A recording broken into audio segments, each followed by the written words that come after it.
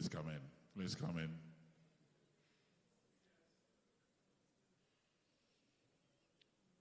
Distinguished ladies and gentlemen, please shall we all rise for the national anthem.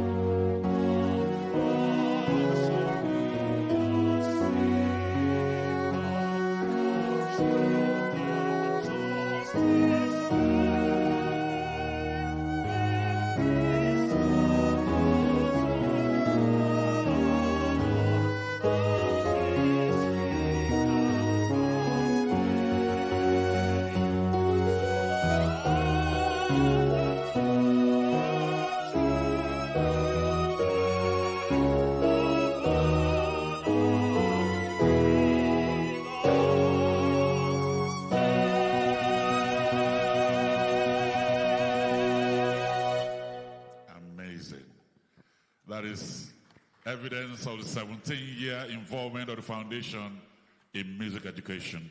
Let's appreciate them one more time. Thank you very much. Please, let's be seated. Let's be seated.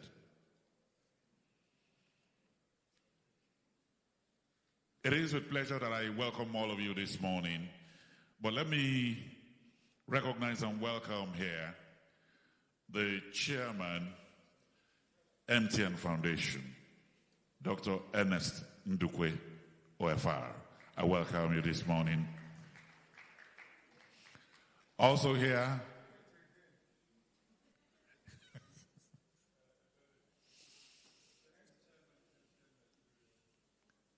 is that? Yes. I didn't hear you.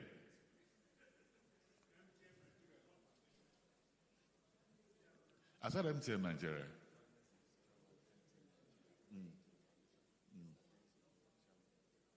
Okay. All right. Dr. Ernest Ndukwe, OFR, Chairman, MTN Nigeria.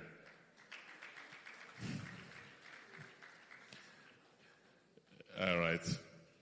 Let me also welcome here Mr. Dennis Okoro, the HM chairman of the MTN Foundation.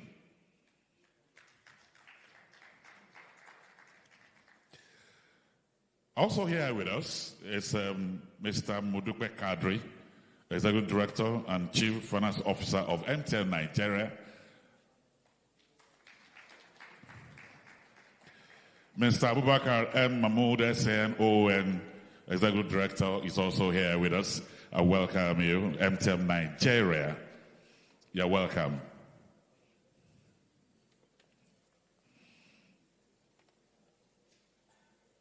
Mrs. Aishetu Pamela Sadoki, OON, Non-Executive Director, MTN Foundation, is here with us. So welcome you. Dr. Mosu Bello Olushoga, Non-Executive Director, MTN Foundation. Honorable Reginald Chukwuemeka Okeya, Non-Executive Director, MTN Foundation. Mrs. Edith Ofili Okonkwo, Independent Non-Executive Director of MTN Foundation. And then Mrs. Odwayo Sonya, Executive Director, MTN Foundation.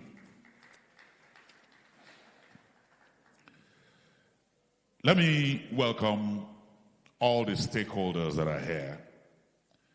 Let me welcome the recipients that are here. Let me welcome all the partners of MTN Foundation that are here. Distinguished ladies and gentlemen,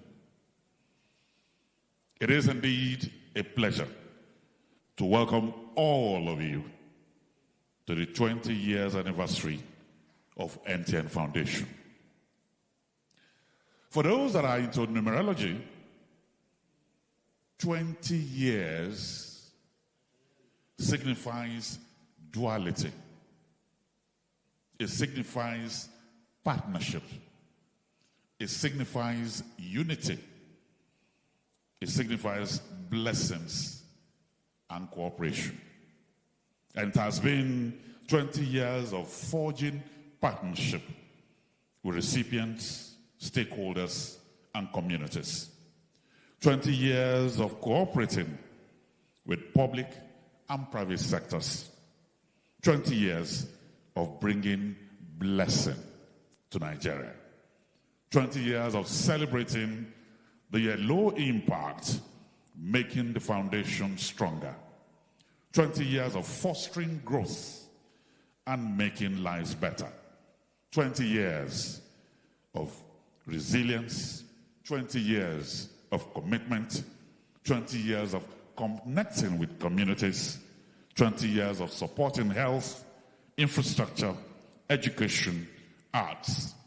Over 31 billion spent across over 3,300 communities in the 36 states of the Federation across 50 unique projects.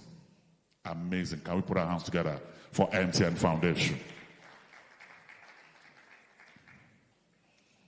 So I welcome all of you. My name is Ebere Young. I will not be alone here with you today. Let me welcome the delectable Temi Badru.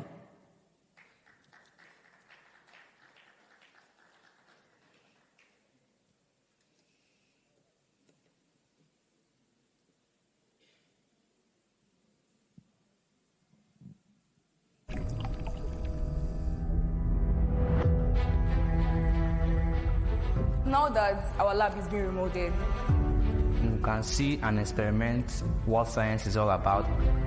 MTN has given us a place where we can dream and explore. One day, we can change the world.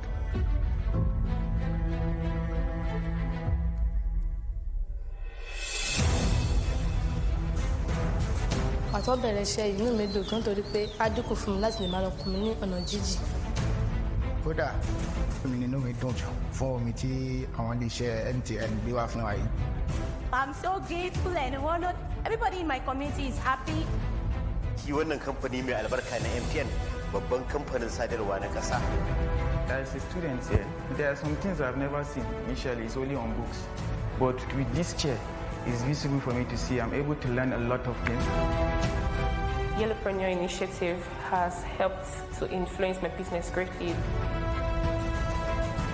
Our school is here in Anambra State, Nigeria. Corporate organizations turned their backs on us. MTN came in at a point when I was at my lowest. Great has undergone 17 surgeries, and MTN has not turned its back on grades since then.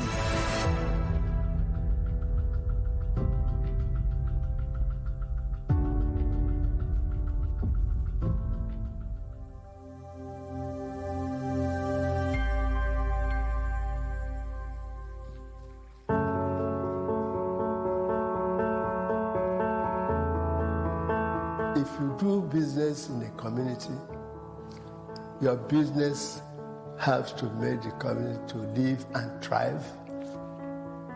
You're in business. That's why as far back as 2003, there was a stakeholders engagement to discuss how this can be achieved. And this led to the incorporation of a body called the MTN Foundation in 2004. We believe that once a community does well, the whole nation does well. It's not a feel-good thing that, okay, I'm doing this. It's not for the optics and things like that. It is for the genuine concern of Nigeria and the communities that we serve.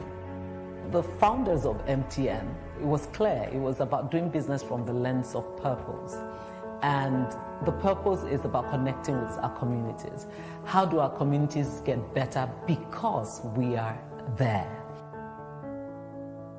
The foundation plays a critical role in the company's quest to being an agent of good in the communities we operate in.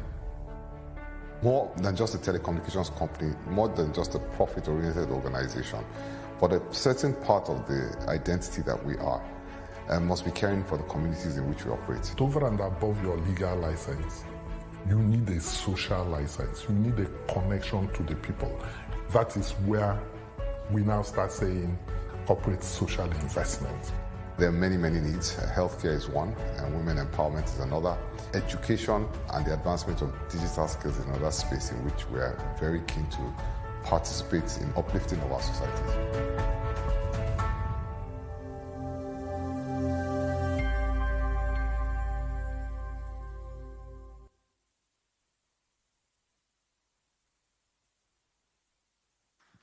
Thank you very much, Your Excellencies, distinguished ladies and gentlemen. You know, just watching that short highlight, as I'll refer to it, it just brought to my mind thoughts about what started as a dream, what started as a seed that was planted in 2004. We look back 20 years later and we see lives being impacted. We see people being better because of it. And I think MTN Foundation deserves a bigger round of applause. Please, let's make it louder. Thank you. Good morning, Your Excellencies, distinguished ladies and gentlemen. I'd like to join Mr. Young to welcome you warmly to MTN Foundation at 20. It's indeed a great celebration. This morning, we are celebrating impact. We are celebrating the good work that the good people at MTN Foundation and their partners are doing. Indeed, it's been 20 years of inspiring good where it matters. My name is Temi Badru, and it's such an honor this morning to be a co-master of ceremonies at this important event. Your Excellencies, distinguished ladies and gentlemen, in the spirit of celebrating, because you would agree with me that this is not an occasion that we have every other day. This is such a special occasion. So in that spirit of celebrating, may I ask that we please look to the people sitting by our side, look to the person by your side. Please give them a warm smile, a yellow smile. Please give them a handshake. Give them a warm smile, a hug, a smile, something that just transfers that joy that we're celebrating this morning. So please do that all around. I'd also like to specially recognize people who are here but are not here physically. I'm talking about our online delegates, our online participants, people who are joining this celebration from Nigeria and beyond. To you, we say, Ekabo. You're welcome. You are welcome, ladies and gentlemen. No, Ndewo Bakadezua. You're truly, truly welcome to this special occasion. Now I'd like to bring up for his welcome address this morning, the acting chairman, MTN Nigeria Foundation. Your Excellencies, ladies and gentlemen, please put your hands together for Dr. Dennis Okoro. A round of applause, please.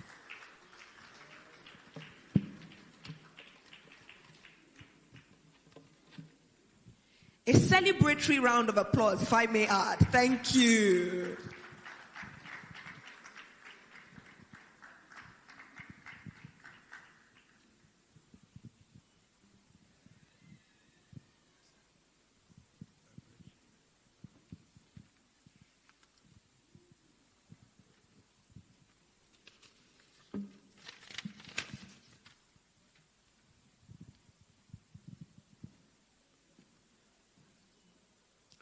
Your Excellencies, distinguished guests, esteemed colleagues and partners, ladies and gentlemen, the gentlemen of the press. It is with immense pleasure and profound sense of gratitude that I stand before you today to welcome each and every one of you to the 20th anniversary conference of the MTN Foundation. Today, we celebrate the decades of the MTN Foundation's remarkable contributions to Nigeria's socio-economic development. Through empowering communities, driving social impact, improving access to education, healthcare, skills, funding, and community infrastructure, the Foundation has played a vital role in bringing it to life and ensuring vision of enhancing quality of life across Nigeria. Since inception, the Foundation has invested over 30 billion in more than 50 unique projects and initiatives, positively impacting approximately 31.3 million Nigerians in 3,323 communities nationwide. Today, we celebrate our 20-year journey of resilience, hope, learning, evolution, and transformation. Today, we are also sounding a call to action,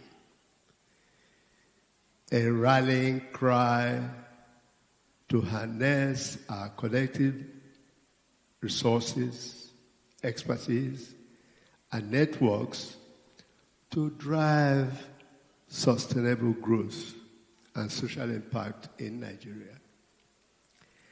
As we gather to celebrate 2 decades of impactful philanthropy and transformative community engagement, we are inspired by the theme of this milestone event, unlocking private capital for sustainable development in Nigeria. In choosing this theme, we recognize the critical role that private capital plays in driving economic growth, fostering innovation, and ultimately uplifting communities. Over the past 20 years, the MTN Foundation has been steadfastly committed to bridging gaps and creating opportunities across our beloved nation. Our journey, underscored by collaborations with dedicated stakeholders, has been one of progress, learning, and unwavering dedication to social causes. We are driven by the belief that harnessing the collective potential of the private sector, we can contribute significantly to national development goals and improve the quality of life of all Nigerians. Today, we are honored to have a diverse assembly of thought leaders, policymakers, industry experts, and passionate advocates joining us, all of whom share a common vision of our future. Your insights and expertise are invaluable as we explore innovative solutions and strategies to mobilize private capital for sustainable development.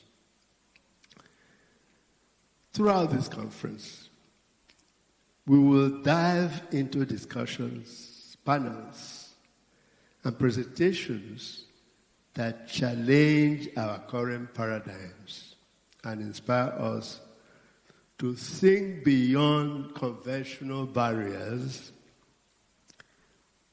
We hope that these conversations will spark new ideas, forge strong partnerships, and set a renewed agenda for sustainable progress in Nigeria. Thank you once again for honoring us with your presence and being part of this significant milestone in the MTN Foundation history. Together, let us unlock the vast potential that lies within our reach and champion a future that is inclusive, equitable, and sustainable for all Nigerians. Once again, welcome, and let us make the most of this extraordinary occasion. Thank you.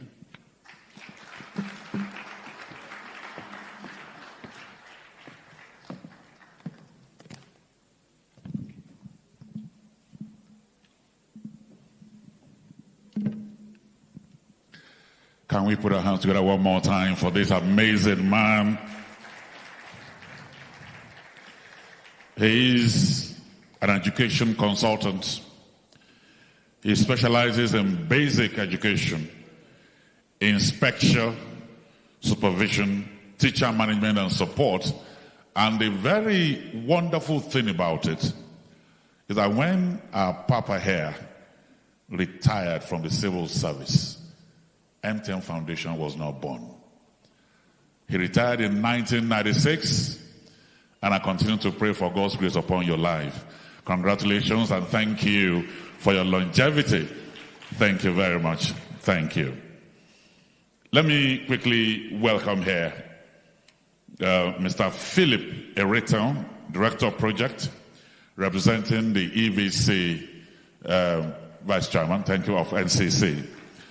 Also here is Dr. Emmanuel Audu, Senior Special Advisor to the Honorable Minister of Health and Social Welfare, representing the Honorable Minister, Professor Patti. I welcome you. Thank you very much.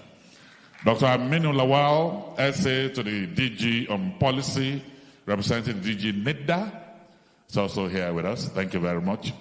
And representative of DG NEMA, Alhaji Idris Abubakar Mohammed, is also here with us. Let me also welcome Ikra Bilbis, Chairman Senate Committee on Communications, represented by Mr. Victor Effiong. Thank you very much.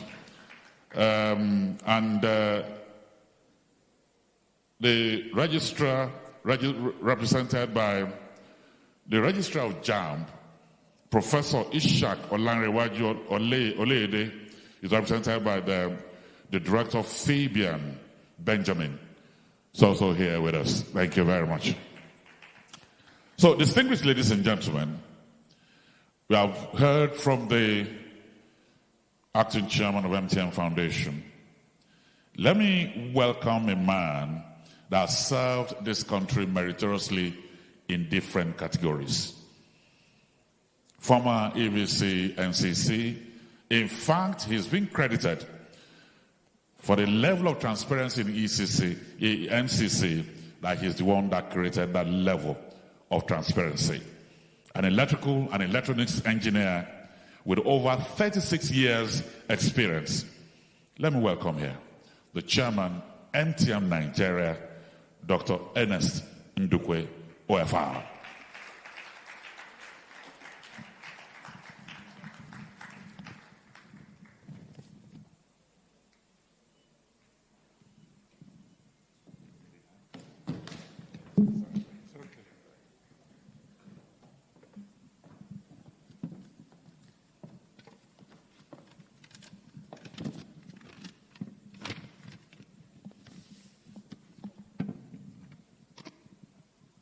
Let me start by acknowledging all those who are here this morning and add my word of welcome to everyone. Thank you for gracing this occasion. I also like to acknowledge the presence of one of our directors at MTN Nigeria, who had been introduced earlier, and all the board members of MTN Foundation. You're all welcome. Ladies and gentlemen, we gather today to celebrate what is definitely a remarkable milestone, the 20th anniversary of our foundation. 2 decades. And for those 2 decades, we have stayed the course in transforming lives, empowering communities, and investing in Nigeria's future. At MTN Nigeria, we take great pride in our commitment to corporate social investment that is long-term and of high impact.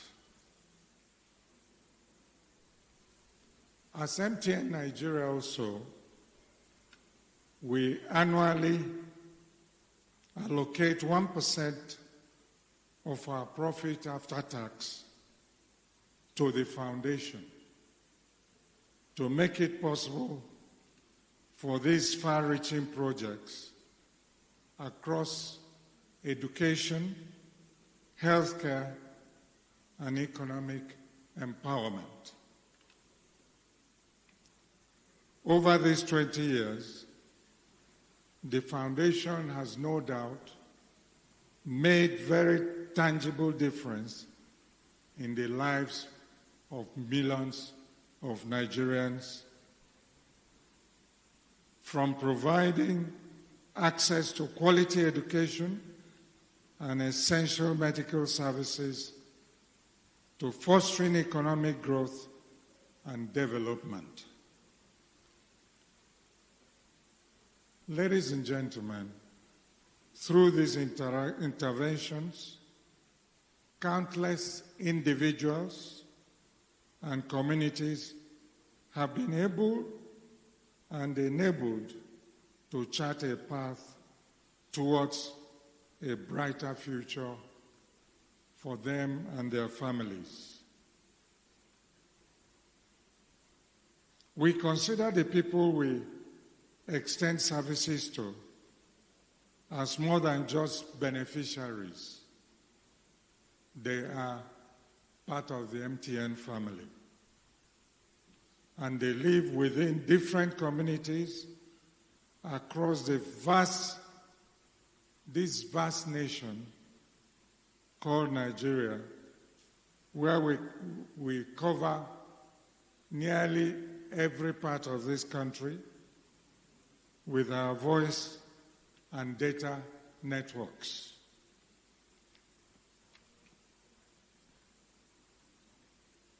Today is a further reminder that we are bound by a common cause, the desire for a better and more prosperous Nigeria.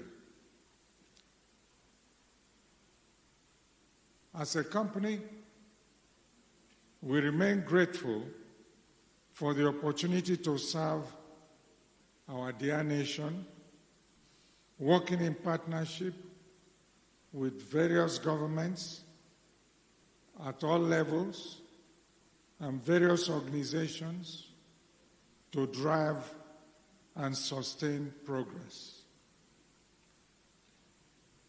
Buoyed by our achievements over the years, we reaffirm our dedication to translating this vision into meaningful, sustained improvements in lives of people in the communities we serve.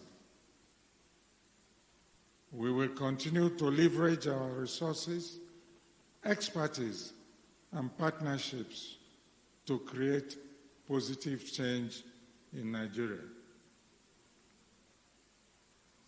To our stakeholders and partners, I thank you all for your unwavering support and trust. We will continue to give maximum support to the MTN Foundation for the good work they've been doing over the years and will continue to do in the years to come. I give my special congratulations to the board and management of the foundation. And here is to many more years of inspiring good work. And together we will all win.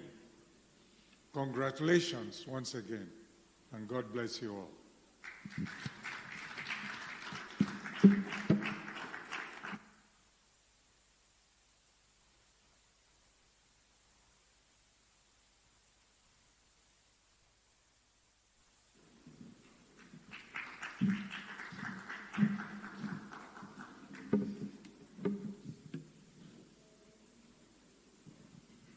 Thank you very much, the Chairman, MTN Nigeria Communications PLC, Dr. Ernest C. Ndukwe, OFR.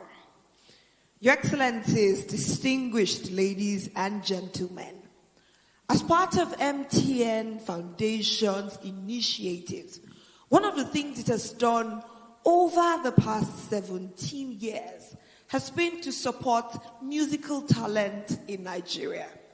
And MTN Foundation has done this by supporting Muson, by granting scholarships to people who are deserving, to young people who have musical gifts, and supporting them in a diploma program for 2 years through its scholarship. So today, we're very honored and happy to have some of the recipients of the scholarship right here. And they're going to be entertaining us shortly. Please, can we put our hands together for representatives from Muson, Musical Society of Nigeria, who are going to be entertaining us right away.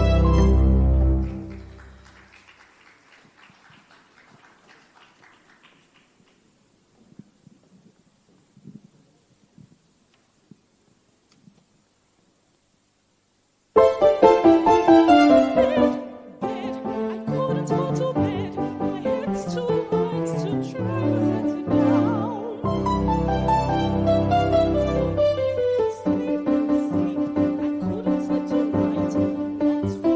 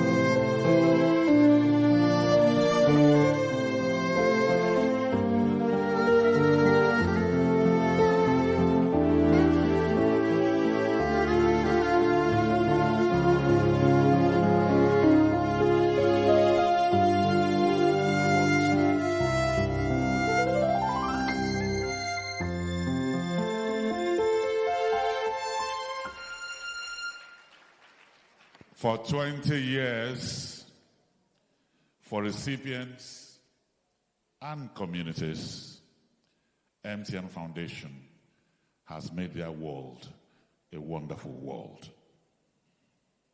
You know, Beethoven once said that of all the goodness in the world, music is the greatest. The investment of the foundation in the lives of these amazing young people, they have global skills and they can compete anywhere in the world with their musical skills. Let's put our hands together one more time for these amazing young people. I'd like to welcome here Mr. Afolabi Williams, representing the DG SEC.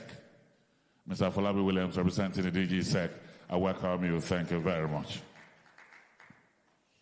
In 20 years, MTN Foundation has been the conveyor belt of class, service, compassion, and dedication. And a wonderful woman is about to join us here electronically. She's not here physically, but she's also here with us virtually. A diplomat, a politician, former DG, MDG in Nigeria, former Minister of Environment in Nigeria, and she is currently the 5th Deputy Secretary General of the United Nations. Please welcome here Her Excellency Amina Mohammed, who will be speaking to us. Let's put our hands together for our ladies and gentlemen. Excellencies, ladies and gentlemen, it is a real pleasure to join you today celebrating MTN Foundation's remarkable 20-year journey and its tremendous impact across communities in Nigeria. This milestone arrives at a pivotal time. Just last month at the UN's Summit of the Future, member states reaffirmed their commitment to bridging the financing gap for the Sustainable Development Goals by 2030. Yet we know we're not on track. Achieving our global goals will require resources far beyond the reach of governments alone. It will require us to mobilize support from all sectors, with the private sector engagement at the heart of our mission. In Nigeria, achieving the SDGs will require $10 billion annually, a challenge that no government can meet alone. Bridging this gap requires bold partnerships and contributions from the private sector, from foundations like MTN and from international partners. But it also requires creating a foundation of trust by tackling corruption, addressing illicit financial flows, and fostering an environment where investments benefit all. Excellencies, MTN Foundation embodies the transformative power of public-private partnerships. Its investment in education, healthcare, digital literacy, and youth empowerment touch the lives of countless individuals.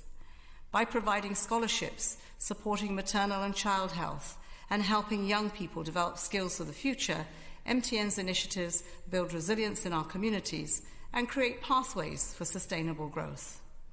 The United Nations stands ready to accompany the MTN Foundation and other private sector partners on this journey, amplifying our collective impact.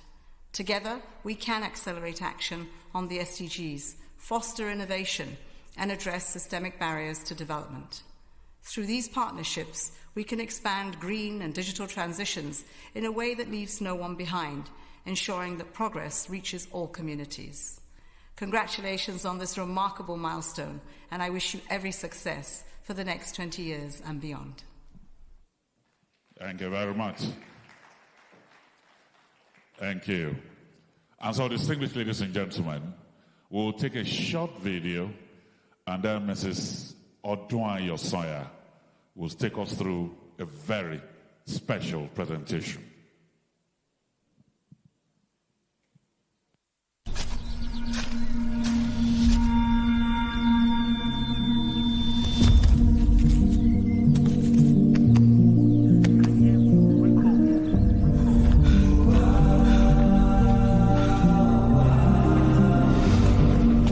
It's more than just a clinic. It's caring for people by being there when they need us. It's better health care for future generations. If a single clinic improves the lives of communities, imagine how many more lives and livelihoods are improved because because of what we do together. This is what our foundation is built on, inspiring a future where no community is left behind. MTN Foundation, 20 years of inspiring good where it matters.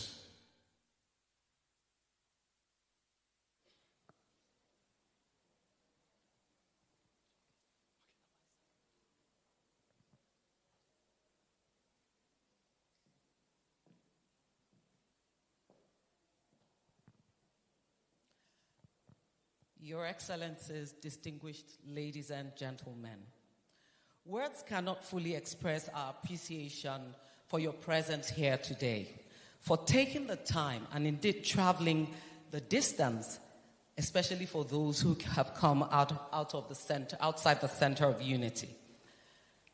A famous quote by one of the greatest Nigerians I personally know, and I dare say African ambassadors, Dr. Ngozi Okonjo-Iweala, is a simple statement that captures one of the underlying principles behind the foundation. And it says, I believe that when you find problems, you should also find the solutions. At the foundation, we believe this too. Back then in 2004, and we still believe it even much more today in 2024.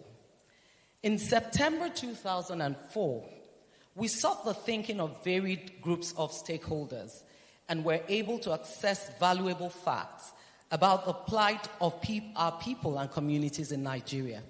The data and information garnered from these groups formed the basis of a three-pronged strategy focused on education, health, and economic empowerment towards Nigeria's socio-economic and sustainable development. It's been 20 years, over 3,000 communities touched, over 14,000 scholarships awarded, 229 primary healthcare centers revitalized, 213 boreholes after, over 15,000 women touched, over 200 laboratories and libraries impacted, over 484 brilliant music scholars, over 600 orphanage visits, and indeed a strong ecosystem of local partners.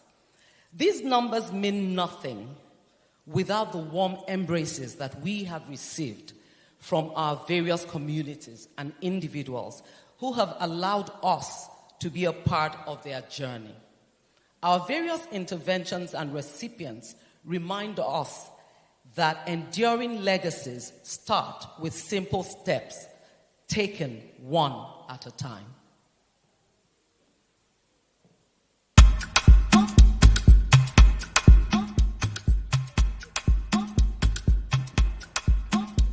It started with the thoughts and awe-inspiring shots that could not be fought because it carries the weight of dreamers. Dreams of 20 years coming, inspiring good exactly where it matters. This has been our indelible calling, riding on the shoulders of endless and endless possibilities. We're riding on the shoulders of endless and endless possibilities.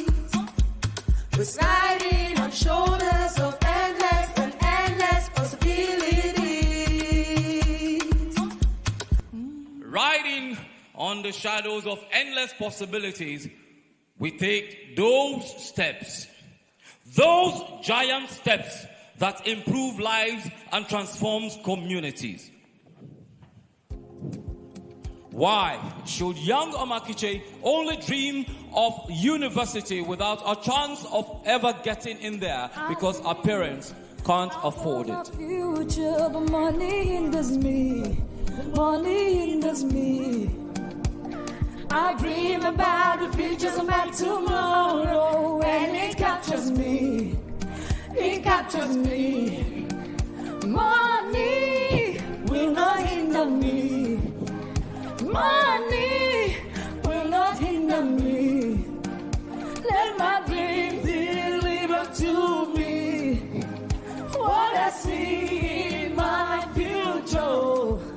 I'll see my yesterday, burning with my today, as my tomorrow brings them through. Let money go hinder me. Let money go hinder me. I dream about my future, but money hinders me. But money hinders me. I dream about the futures of my tomorrow, and it could just be.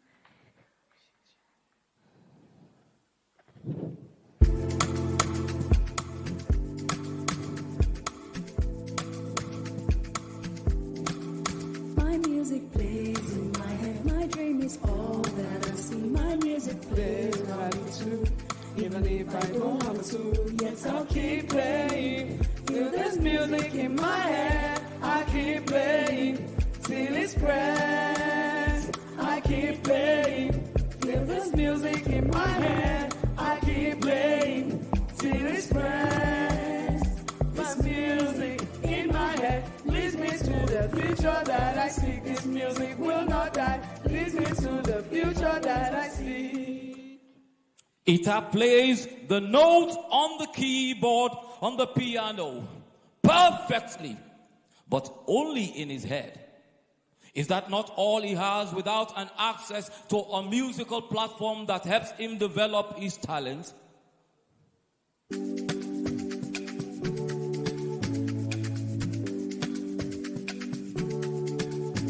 Water no get enemy. Water no get enemy. Waiting we go do as we try sick. Water no get enemy. Sickness stay inside the water. Death stay inside the water. Sickness stay inside the water we drink. Oh, water no get enemy. Water no get enemy. Water no get enemy. Waiting we go do as we try sick. Water no get enemy. Sickness stay inside the water. Death stay inside the water. Sickness stay inside the water we drink. Oh, water no get enemy. Oh, me, oh, water, oh. Water no get enemy. Oh, me, oh, water, oh. Water no get enemy. Oh, me, oh, water, oh. Water no get enemy. Oh, me. For Ndanuko and Ndanuso, it feels like their little sister Ndano is constantly ill. They have been told that it has to do with the only stream that they bathe in and drink from. When will this stop? What can they do? What can we do?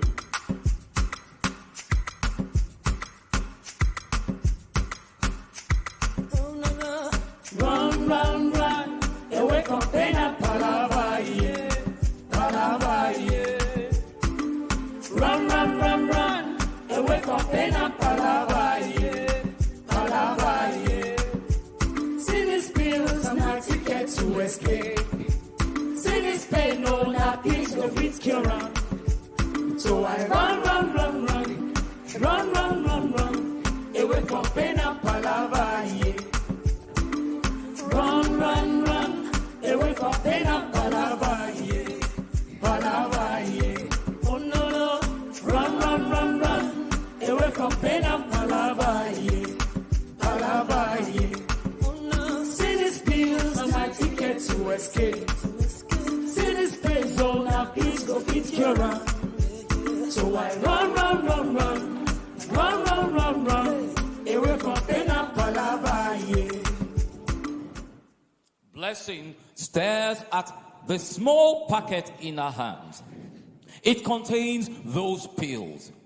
That escape she so desperately needs away from all her problems. Or is it?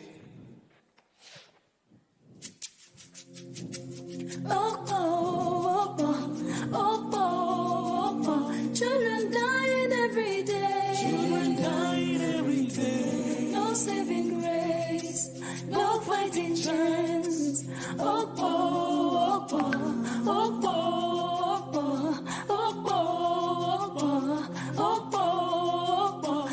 Children dying every day. Children dying every day. No saving grace. No saving grace. No fighting chance. No fighting chance.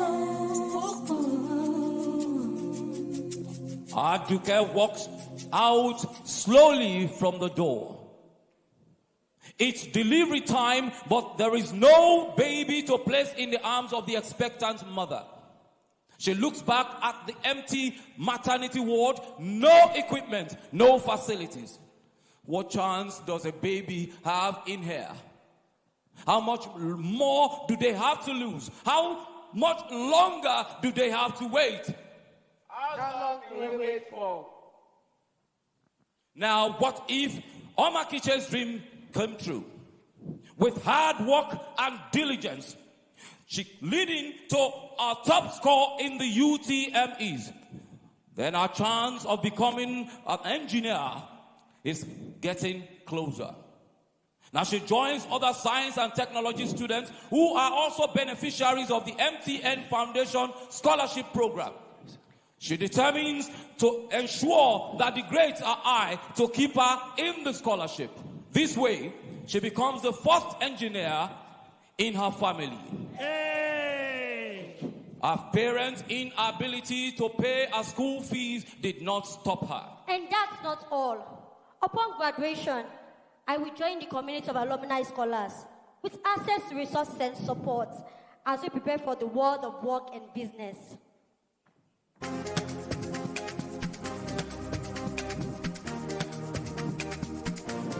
My dreams are coming through. See them shining, shining through. MTN gave me the clue, even the clue to make a name and enlarge my view, enlarge my view. MTN make my dreams come true, true, make my dreams come true. What if Ita saw a call for application in the newspapers for becoming a student of the prestigious Muzon? A chance to get the note out of his head into the ears of the right audience. Ita takes the shot and nails it. A 2-year scholarship program, tuition fully paid and including educational materials. Now Ita joins music scholars at Muzon with great music talent and enters into a world of great opportunity. And that is not all. During my course alongside my classmates, I will get a chance to showcase my skills at concerts to a varied audience. Upon graduation, I will receive business training on how best to pursue a music career.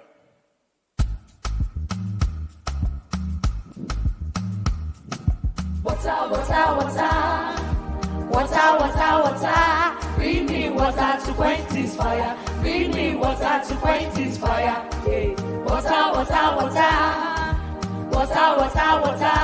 Bring me water to quench this fire. Bring me water to quench this fire. MTN, bring water, clean water, healing water, saving water.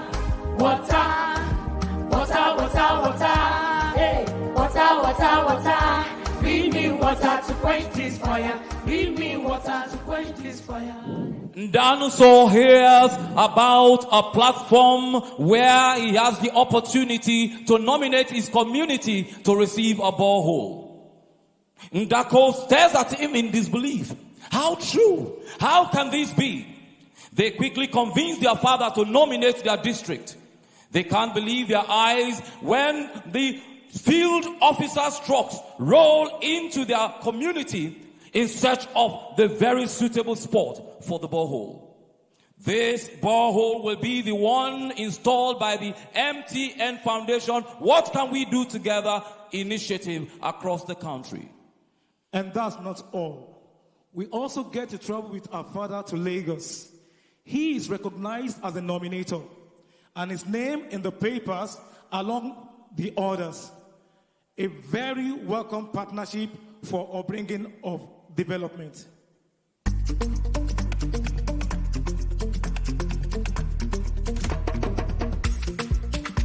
Help us.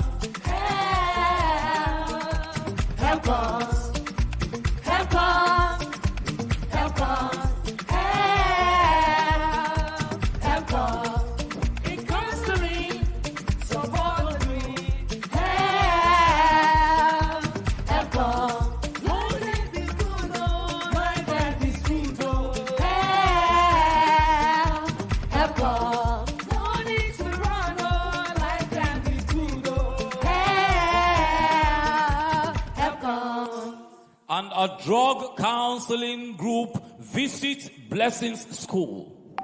This same group organizes charity work and conferences to create awareness about the danger of drug use, especially to first-time users. And that's not all. Beyond the visit, I can now rely on my teachers who have been trained by this counseling group, the Anti-Substance Abuse Program, to guide and support me while I step away from drugs. Having learned that pills do not solve anything, but create more problems, I join over 127 million people reached by the MTN Foundation Anti-Substance Advocacy Campaign. And my story rolls to Aduke. The clinic where she works becomes a beneficiary of the MTN Foundation Maternal Ward Project.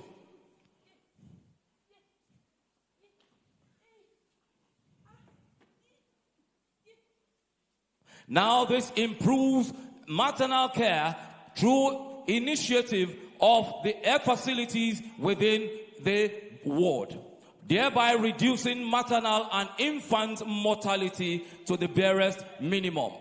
Now, her current patient is 8 months pregnant, and she becomes one among the many women who will benefit from this ward initiative, thereby increasing our chance, great chance, to give birth to our child safely.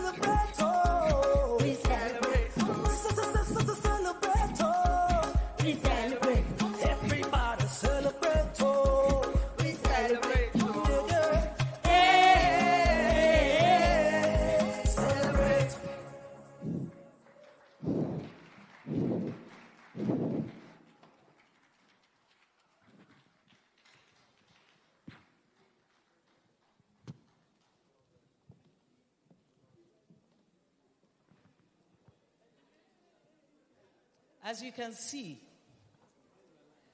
we have evolved and we have indeed come a long way.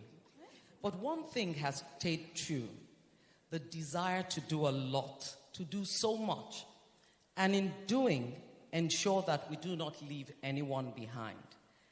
This is our commitment as MTN Foundation. And as we go into the next 20 years, it is important to reappraise our foundation. And so today, I'd like you to join us as we unveil a new identity for the MTN Foundation. And the components of this identity is in our purpose, our vision, our mission, and logo. Our renewed purpose statement says, the reason that we exist. And really, we exist to enable opportunities that drive sustainable growth within our communities. This purpose gives life to our new vision, which says, at the MTN Foundation, we envision a Nigeria where no community is left behind. The secret behind this vision is that we know we cannot do it alone. We know we will need to rally partners and support. And so we're calling on every Nigerian, every organization to take the lead, to take the mantle of corporate social investments and make our communities better. Our mission statement, our purpose, and our vision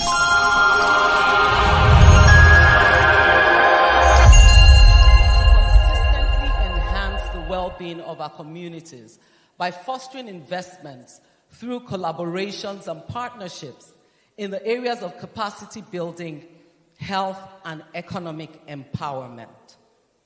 This is our new mission. And it will be remiss of us if we do not present all of this in a full identity for the foundation. And so we are also unveiling today our new logo. Our vision and mission gives life to our logo. The humans in our logo represent our communities and individuals we impact. Our logo, please.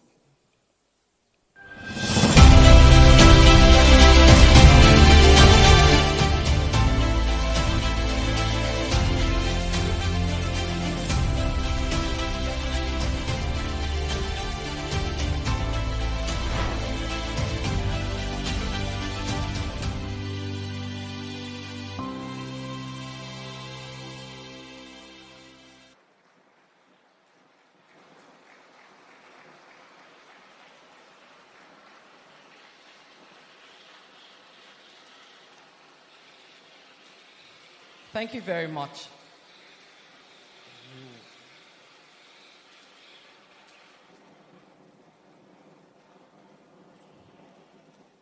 I'll just take a little time while the sparklers die out. I'll take a little time to take us through the logo of the foundation. We see the humans represented by, just two symbolic figures there. And what this represents are the communities that we impact and the individuals that open up their hearts to us. And as you see, the two figures are hugging each other or embracing each other. And that's to say that we are one. Our sole purpose is to enable progress in the lives of people and our communities. Very interesting, really, is the twirl that links the people to the MTN Foundation Nigeria. And what this represents is inclusion. For us at the MTN Foundation, we do not discriminate. We're bringing everyone together because we recognize that only then can we build the nation that we so desire to see in Nigeria. An occasion like this presents us with an opportunity to leave a part of ourselves with you. And what I'm talking about is our compendium. So some of us will see the books on our seats, and some of us will see some little tags with QR codes. Please scan the QR codes. Our compendium is a publication telling our story of 2 decades, of the last 2 decades. And at this point, I'd like to invite the board of MTN Nigeria Foundation to come on stage as we present the publication, and then we take pictures.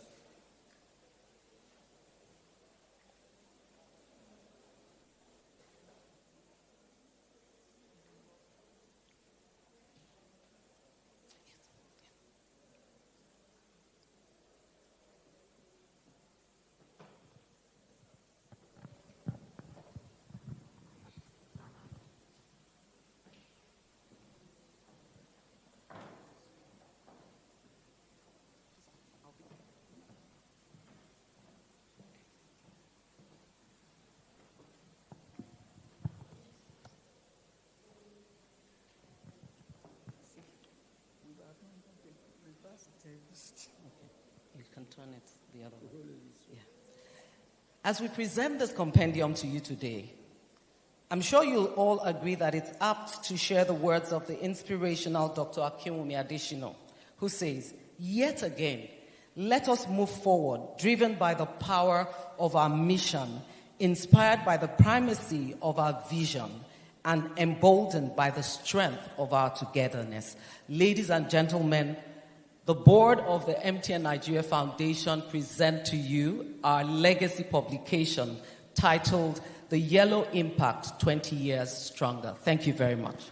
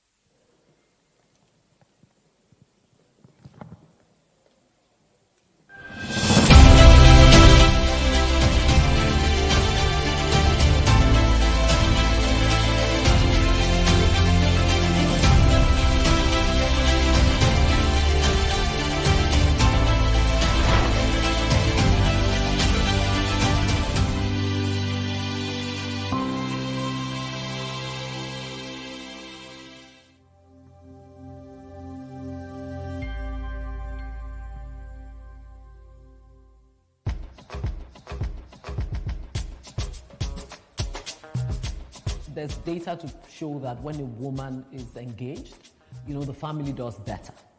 And so we decided that the Yellowpreneur will target women strictly. Part of it getting better all the time is to partner with the very best. So far, we've executed 2 projects with MTN Foundation. The first one is the MTN Foundation Youth Entrepreneurship Program to train them, give them capacity building. The second one is the MTN Foundation Yellowpreneur, and the businesses will support financially by way of MTN Foundation working with Bank of Industry to achieve this. The EDC was responsible for providing the capacity building to 1,000 women and supporting them through their learning journey for over 6 weeks. We have always desired to expand our production into different sectors, and MTN met us at the time of our expansion. This is re-empowerment. They train you, and then they give you equipment. The MTN Yellowpreneur program was like the first program I did that involved funding. So when it came, the training helped me. We hired more staff, and we can now achieve our aim of selling to other retail stores. Beyond just us as entrepreneurs, there are other interns, other trainees, other people who are going through these programs that we are going through. All of the things that MTN has deposited on the inside of us is also being expressed in the lives of some of our interns. It takes a healthy mind to learn. A health crisis is not just a health crisis, it's a national crisis, it's an economic crisis.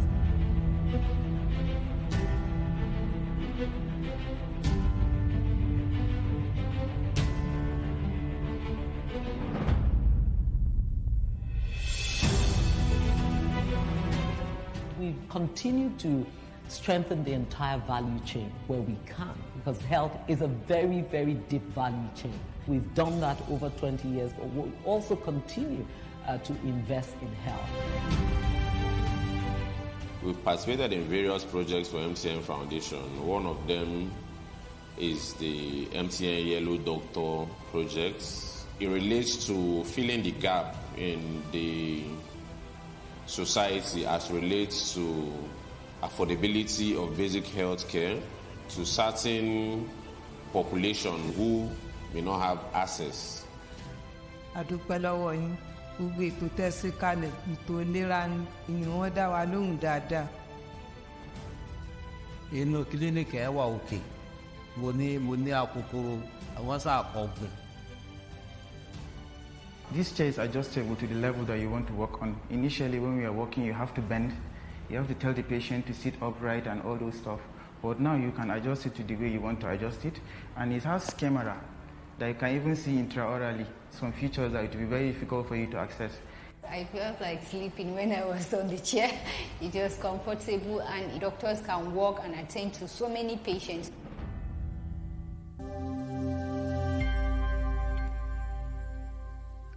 One of the ways we chose project was what to call, what can we do together?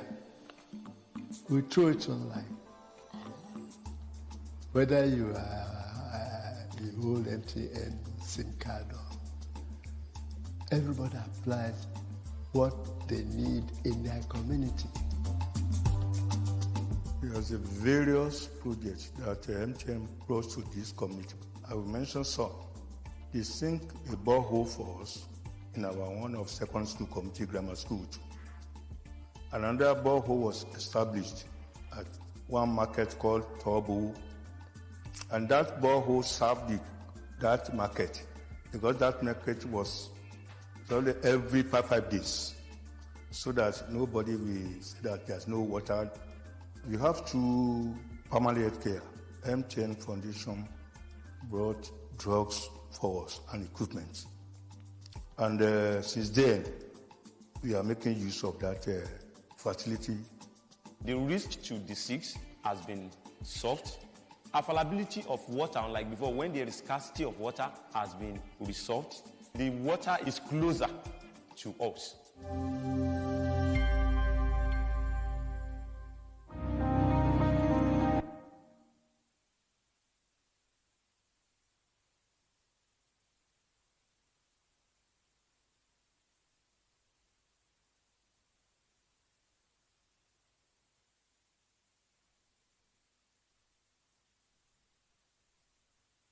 Microphone, okay, thank you. While they're trying to set up the stage for us to welcome our panelists, let me welcome here the chairman, National Sports Commission, Alhaji Shehu Diko, one of the finest sports administrators in the country. I welcome you, sir. Thank you very much. Mr. Shadrach Haruna, Secretary NDLEA, representing General Abuba Marwa of NDLEA, is also here with us. I welcome you. And then Mr. Adeola Odunton, General Manager, Global Sourcing and Supply Chain, MTN Nigeria, is also here with us. Thank you very much.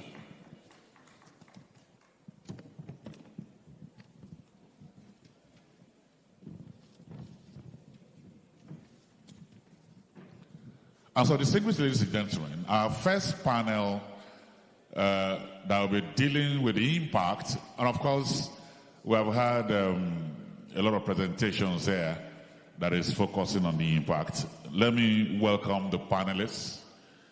Excel Aja. Excel Aja.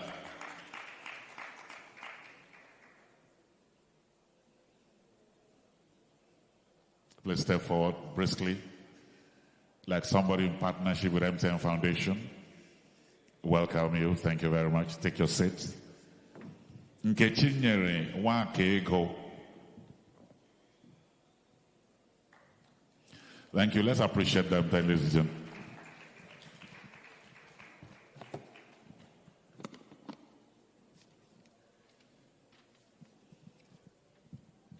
Ahmad Mohammed Mahmoud.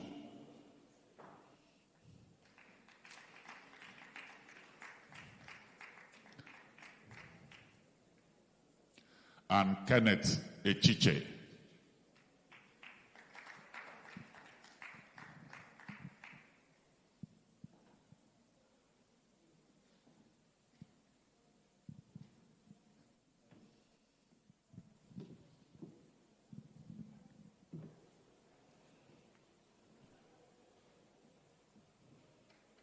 Please appreciate him. Just bring Kenneth very closer to me here. Thank you. Kenneth, you're welcome.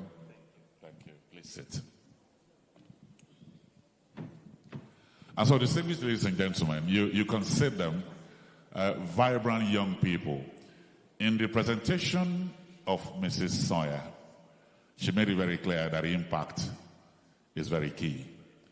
And when she was also unveiling the next 20 years and the logo, what caught me is the embrace, and I said it at my opening, that 20 as a number has significance. And part of those symbolism is cooperation, is also partnership and shared blessing. And for these 4 people, it's been shared blessing in your work with MTN Foundation. Let me kick off with you, ex-Elijah. Maybe you knew top management in MTN for you to be considered. How did you become part of the family of MTN Foundation? Thank you so much. Good morning, everyone. I would want to start my story by saying I schooled in FGC or Kigwe and came out top in my class. I was the best student in WAEC, third best in NECO, and I didn't have anyone to put me through the university, so I had to stay at home for like 3 years. So I knew that for me to go to school, I have to get a scholarship. So I started looking for scholarships all over. Then when I wrote JAMB, I scored 277 in JAMB, and I wrote post-UME. But because I didn't have 2,000 naira to check my post-UME results, I didn't know if I got admission or not. So I had to stay home for the next 1 year to write another JAMB. So I wrote my next JAMB, and I scored about 264. Then wrote post-UME, scored 277. Then post-UME check-in was free. So that was how I knew I got admission in FUTO. My name came out on the list, second on the list. And beyond getting admission, you need to pay acceptance fee. You need to pay school fees. And I didn't have any of such. Fortunately for me, I decided to go to the school to check out the environment. And I saw one of my secondary school mates who was my junior in school. He was already a senior to me then. So I met the guy. He said, "Senior Aja, what are you doing here?" I said, "I got admission. I'm now in year 1. So he said, "What next?" I said, "I don't have acceptance fee. I don't have anything." It was that my junior boy in secondary school that took me to the bank and paid 25,000 naira for me as acceptance fee. And that was how I started school in FUTO. But starting school, you need to pay school fees, do clearance and all of that. I didn't have all of that. So I was going to lectures, and in my year 1, when it was time for exams, I was ready for the exams, but the exams were not ready for me because I had not paid school fees. And they said, "You must pay school fees before you go to the exam halls." So I had to call my secondary school, my vice principal in secondary school when I was there. The woman said, "Oh, how can we help you?" I said, "I'm in FUTO now, and they're about writing exams, and I don't have school fees." So she told me that the principal who knew me had gone out, that is a third principal who is coming since I left school. So I asked her, "Please, ma, can you help me and present my case to this woman?" She did. The woman sent me 65,000 naira. That was how I paid my year 1 school fees. And after the exams, because I didn't do clearance, our results came out. Other students, their results came out with their reg numbers. I didn't have reg number. So my name was on the board. Fortunately or unfortunately for me, I was the best in the class. I had a 4.45 GPA. Yes. So before this time, I had started looking out for scholarships, applied for about 10 scholarships, wrote about 6 exams. I didn't get any of them. But my friend now told me about MTN Foundation Scholarship. And my CGPA met the requirement, so I applied. I didn't know anybody. Like, I had already concluded that scholarships were given to those that know people, because I was very brilliant. I had the results and all of that. Fortunately for me, I wrote that exam, and my name came out on the list as a winner of the MTN scholarship. The thing is that that second year of my school, I didn't know exactly what I was going to do, because exams were already getting close as well. And I knew that if I didn't get this scholarship, that was the end for me. I would have dropped out of school, but fortunately for me, I got the scholarship, and MTN kept their promise They paid my tuition fee from my second year till I graduated from the university. Yes. You know, your name is also affecting what you're doing. You told me you are the best in your class. Yes. Your name is Excel. Yes, sir. But I'm very sure you have more than 2,000 naira now. I'll come back to you in terms of how has this shaped who you have become now. Mwakego, your name is so beautiful. Thank you. You know, in Igbo language, it means that a child is far more important than money. But as a business person, money is also very critical to you. There are challenges for women in getting funding for their businesses. How did MTN Foundation come to your aid? Thank you very much, and good morning, everybody. Women have a lot of challenges, women entrepreneurs, especially accessing funding. I think one of the reasons why this is so is because they don't have enough collateral to go to the bank and apply for a loan, and I think that is one of the quickest ways to access funding. So because of this, because of the large collateral they have to give, they just stay in their corner and do what they have to do, grind everything they have to grind just to make the money and to keep pushing. But when the MTN Foundation came out, like I said, I didn't know anyone, but the first thing that shocked me was they were interested in growing the Nigerian economy, which was in line with my business. So they asked me a question that, what you do you source your raw materials in Nigeria? Do you do things, do you manufacture in Nigeria and everything? And for me, it was key because that's what I do, and that's one of the vision of my business. So I got into the program and I applied. I got into the program. And one of the reasons why women have challenges in sourcing for funding is because they don't have the necessary structure in their business. Women go through a lot, from the home fronts, from so many things. So structuring the business, running the home, doing other things is not so easy.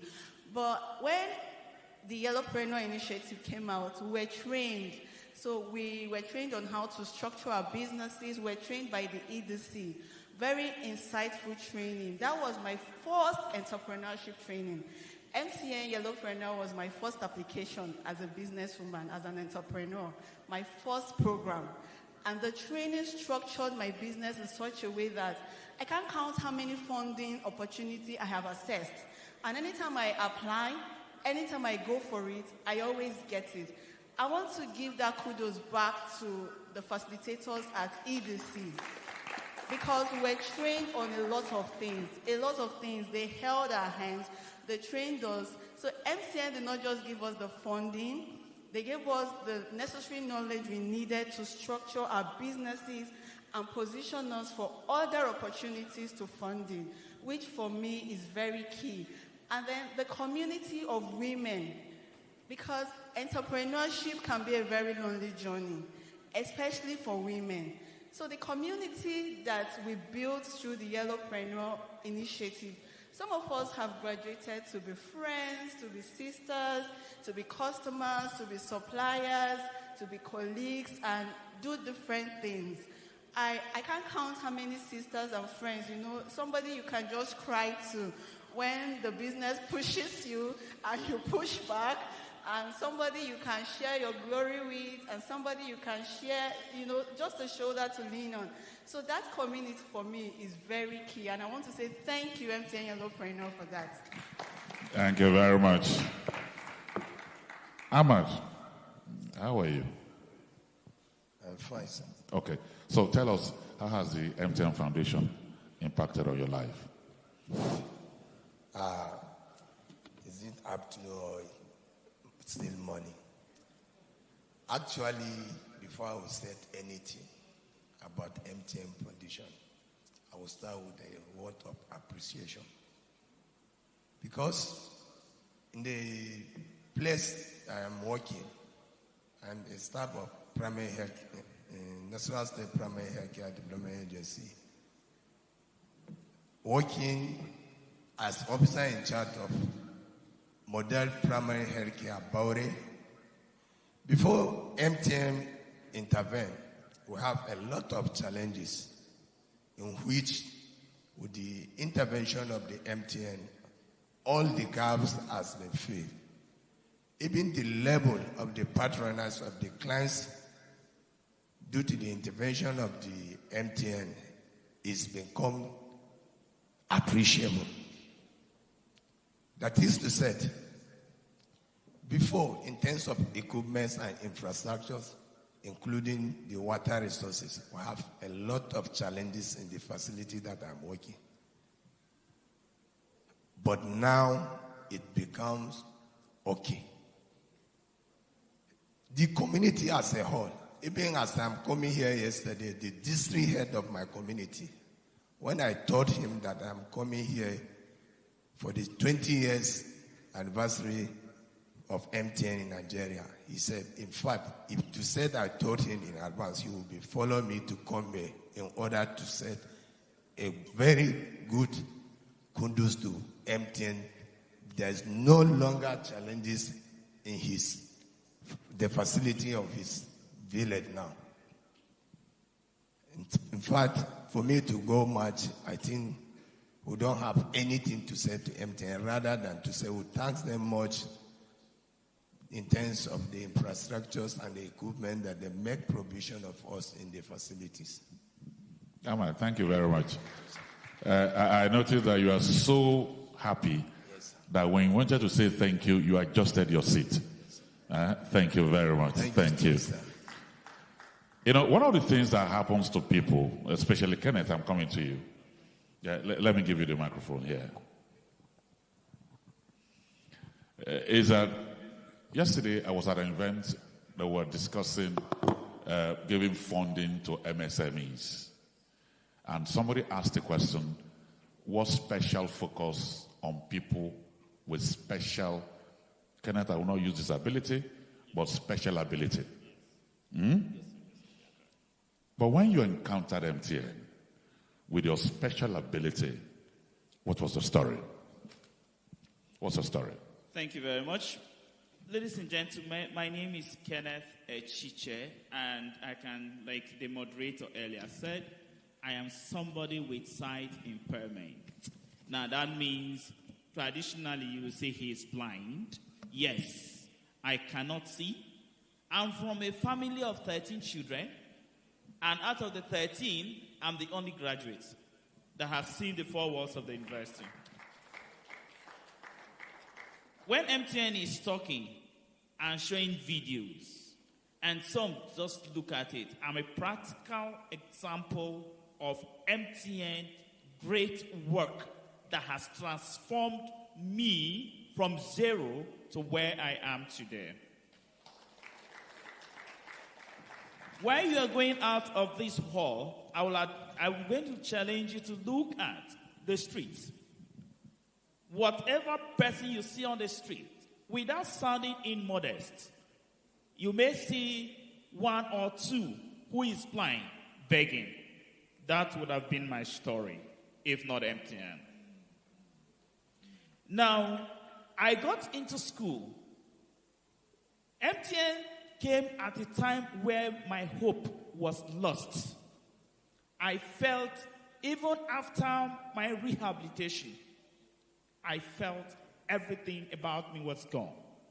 But when I got to school, I was the last person that registered in 100 level. 200 level was an impossible thing for me because I knew what I went through to register in 100 level.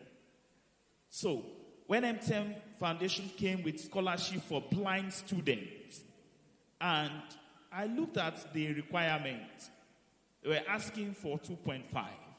And then my CGPA was already 3.9. And I looked at it, I said, I am qualified. I applied without knowing anybody, without calling anybody. From nowhere, our names were published, and I was one of the beneficiaries.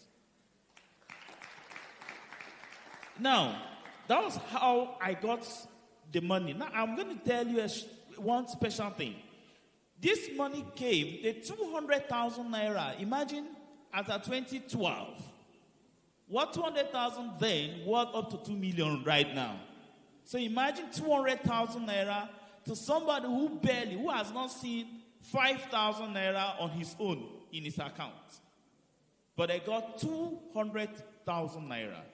It came. Now, let me tell you the story on the day that money came. I had prepared my only last soup, which was draw soup. And I was preparing to go for lectures. Unfortunately for me, my leg hit my stove. That soup. Imagine draw soup pouring on the ground. It poured on the carpet. I can't even fetch it. Do you know what I did? I locked my room and sat on the floor, ate from the floor. Because to me, that was my last hope. Only for me to go to school. Before 4 p.m., something happened to my phone. And all I saw was 200,000 naira MTN scholarship. That gave me hope. Where I am today, I have worked with several radio stations as a broadcaster. I did not go there as a guest. When I'm in a broadcaster, I am a DCA. I present programs. I take news. I read news in Braille. I transcribe news in Braille. I resigned from 2 private radio stations voluntarily. I did not apply for those jobs. How? I went to present program and the GM listened to my voice and said, no, this will be an asset. Came to the studio. I want this young man to work with us. That was how I got my first job. And after I saw the little progress I've done, I needed to move on because I am somebody that explore. I moved to another radio station and worked. And now, from radio now, I am now into civil service. I am now working with the Federal Civil Service. Now imagine this man seated here without the support of MTN from 200, 300 until I graduated. Imagine where I would have been. The impact I am making right now. Yesterday I met one of my mentees who, because of me, with my outstanding presentation, he is now a journalist. He was one of those interviewing me in a program from Tribune newspaper. He was interviewing me and I felt so happy. He told me, remember how I came to your studio kneeling down, that I would like to be like you today. And look at where he is. To me, I feel it's a fulfilled dream. MTN saw where there was weakness, MTN saw strength. Where there was impossibility, it saw possibility. Where there was hopelessness, MTN saw hope.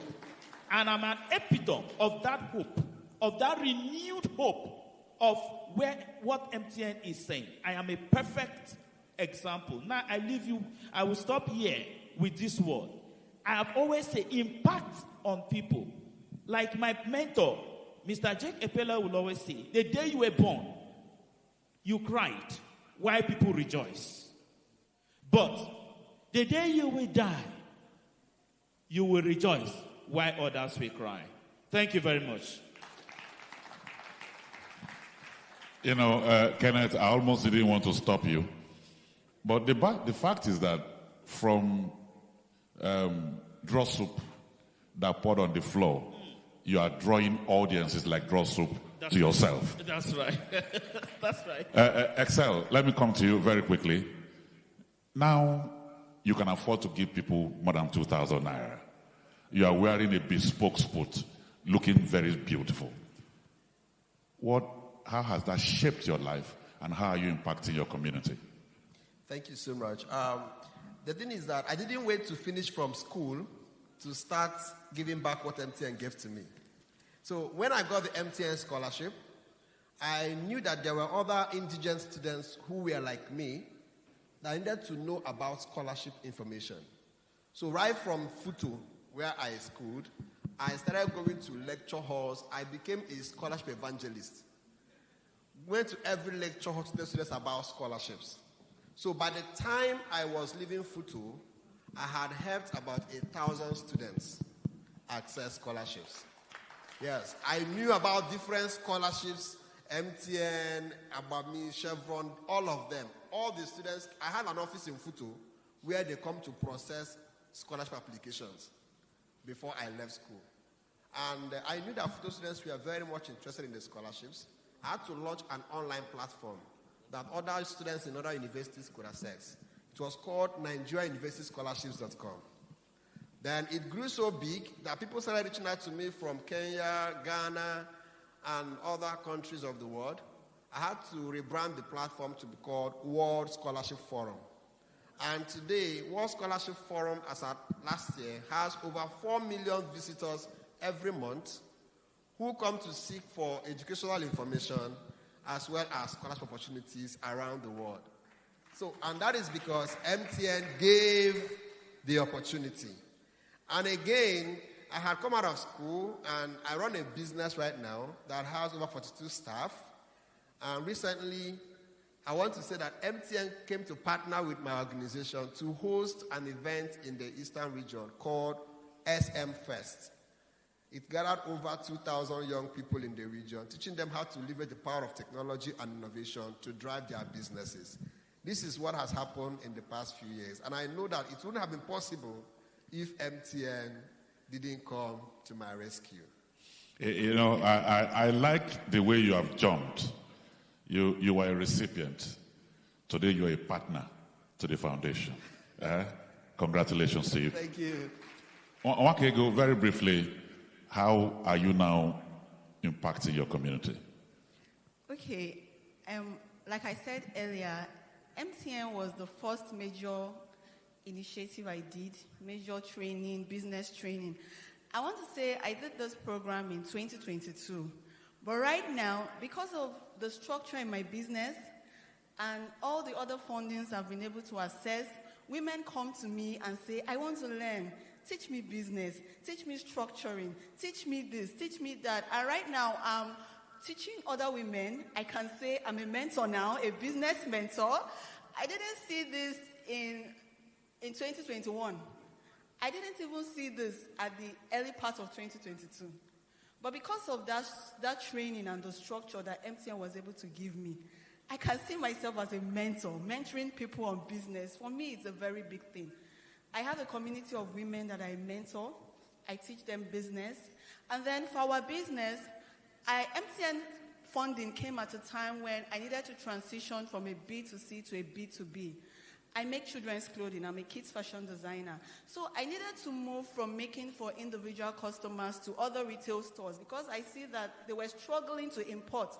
So I wanted to reach out to them so we can produce locally, source the materials locally, produce locally, and do everything locally. So the funding came at a time when I needed to do that. We were able to get more equipment. We hired more people. And I want to say right now, we've been able to supply to about 5 stores, and we even have a lot of stores that they are waiting to receive from us. For me, it's a very big thing, and I want to say thank you so much, MTN Foundation. Thank you. Thank you very much. Ahmad, the Nasarawa community, very briefly, our time is running out. How have this touched their lives? This thing in the Nasarawa community, yes. Aware community, right? Aware community, yes. In fact, as I earlier said it, with the intervention of MTN right now, the facilities that I'm working with is almost one of the best facilities in our local government so far. Because even last year, as we are having meeting in the department, some of my colleagues, they are just asking me how margin we use that MTN intervened in my facility that I'm working. I said, it's just from the will of God. During the handing over our desk, he really talked bitterly and he showed his serious level of appreciation to MTN Foundation. And he even sent a message to the agent that went there during the handover. If any will be still given, he need more to Nasarawa State, because this is a kind of work that they are supposed to do, and now MTN intervened. They have done everything for us. So for that, sir, we really appreciate the MTN intervention in Nasarawa State, more especially in our local government in Baure district. We are seeing the impact of MTN. Before, sir, like me, my best line that I'm using is Zen or Airtel. But now I'm even sleeping with the dream with the name of MTN, because I'm seeing the impact of MTN. So thank you very much, Ahmad. Kenneth, very, very briefly, I know you're a broadcaster. You make it brief. How have you been impacting your communities now? I want to talk about my other members who are like me. MTN has not just affected me as a person. There are thousands of other blind students that have benefited from MTN. And the entire community of scholars with visual impairments remain everly grateful to MTN. Because whenever we talk of the education of the blind, it's an expensive one. What you may take to train one person or 3 persons who are visually impaired, you might use that same money to train over 50 of other people who are not. So MTN has impacted not just me, so as many other persons with visual impairment. And because the moderator may soon collect mic from me, let me quickly say this. You see, when you can see, and all you can see is my inability, is my sight impairment, then you yourself, you are blind. If what you are saying in me, you are just seeing blindness, you are not seeing my potentials, you are not seeing my ability, then something is wrong with your vision. I am only sight impaired, but my vision is very, very wide and bright. Thank you very much, God bless.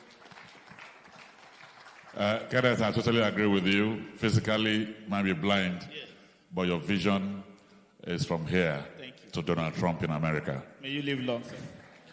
All right, so we can take one contribution or a question or 2 before we round up this panel. Anybody in the audience? They love you. No comment. All they can just say is nod their heads in approval. Can we? Thank you very much. Thank you. For me, my takeaway is very clear. MTN Foundation has been touching lives in the last 20 years. Their impact transcends education, like Excel have said, transcends health, like Ahmed has said, and of course, touching the lives of the likes of Kenneth here to begin to mentor other people. One Kego is very clear. Financing for female entrepreneurs is very difficult. But when you encountered MTN Foundation, they made it easy for you. And now following you are other business people, women, who are also trying to latch on to what MTN Foundation has to offer and to grow their businesses. I must thank all of you for being part of this, and thank you all of you too for being part of this foundation. Go out there and continue to grow the community of recipients that can evangelize the MTN Foundation gospel. Thank you very much. Thank you.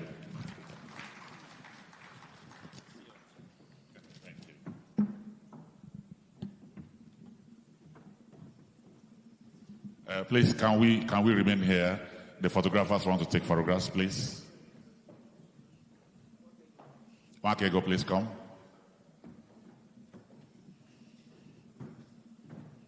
Mr. Chairman, please, can you join us here, please? And then Chairman, MTN Foundation, please. Thank you. Thank you very much, sir.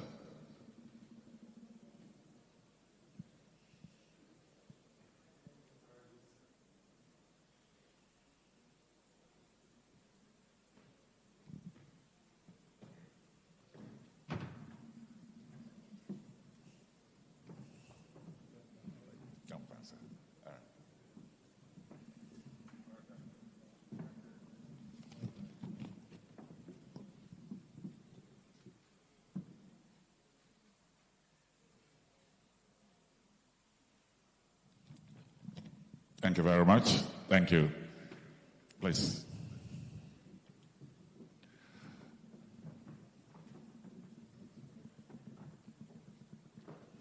So Timmy, you'll be coming closer. We have Goodwill messages.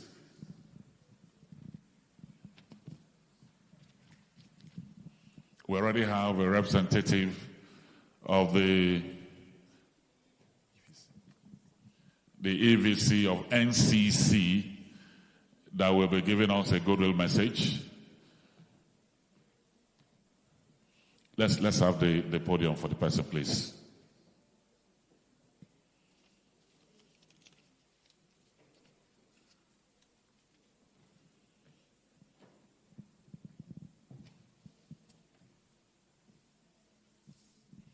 Let me welcome here now the representative of the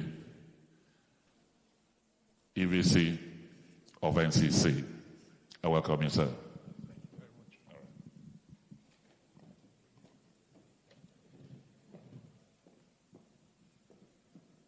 The chairman of MTN Nigeria, my boss, Dr. Ernest Ndukwe, OFR, chairman, board of MTN Foundation, executive and non-executive board members of MTN Foundation, CEOs of agencies, federal government agencies present, National Assembly members, all protocols duly observed. I'm standing here before you representing my executive vice chairman, Dr. Aminu Meida, who due to conflicting schedule could not be part of this epoch event. It's been 20 years of outstanding work, excellent work. What will be the next 20 years look like if you can do this in your first 20 years? Esteemed guests, I'm pleased to bring you warm greetings from the EVC of the NCC. It is indeed an honor to celebrate with you today the auspicious occasion of the 20th anniversary of the MTN Foundation. 2 decades ago, MTN Nigeria made a bold and praiseworthy decision to establish the MTN Foundation, marking the commencement of an important journey towards corporate social investment. Since its inception in the year 2004, the foundation has exemplified corporate social responsibility and has become a beacon of hope and transformation for our society. The foundation's commitment to invest as much as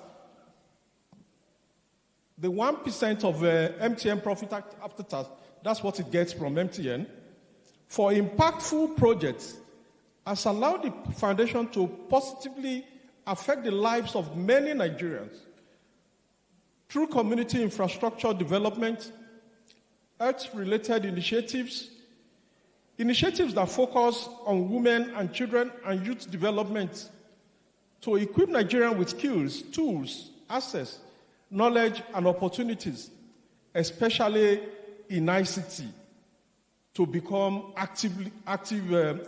economically active citizens.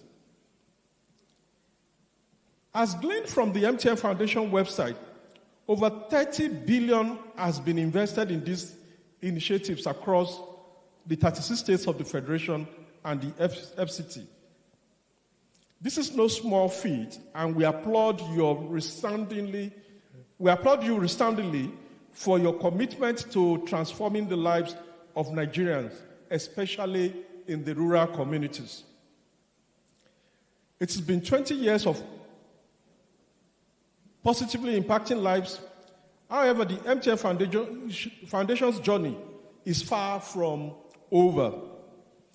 As we celebrate today's milestone, we at the Nigerian Communications Commission eagerly await the next chapters of the Foundation's journey and the new heights that will be attained through initiatives that resonate our national objectives of inclusivity for all, education for all, accessible healthcare, and sustainable growth.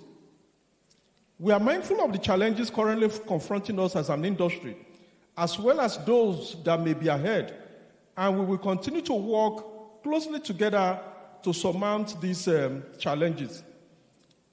As we continue to strive for a better nation, we urge the Foundation to persist in its mission. Please be rest assured of the Commission's commitment under the leadership of Dr. Aminu Maida to providing the MTN Foundation all the necessary support it may require to achieve its goals and continue to positively impact the lives of Nigerians.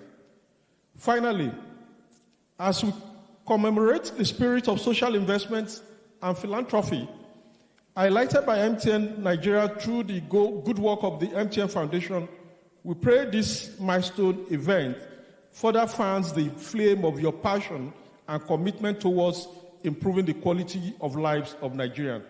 Congratulations to the MTN Foundation on this historic 20th anniversary celebration. Thank you and God bless. Thank you very much. Thank you. Let's appreciate him as he steps down now. Thank you very much. Thank you. And so very quickly, we'll take on our second Goodwill message. And this is Senior Special Advisor to the Honorable Minister for Health and Social Welfare, Professor Muhammad Ali Pate. Let me welcome here Dr. Emmanuel Odo.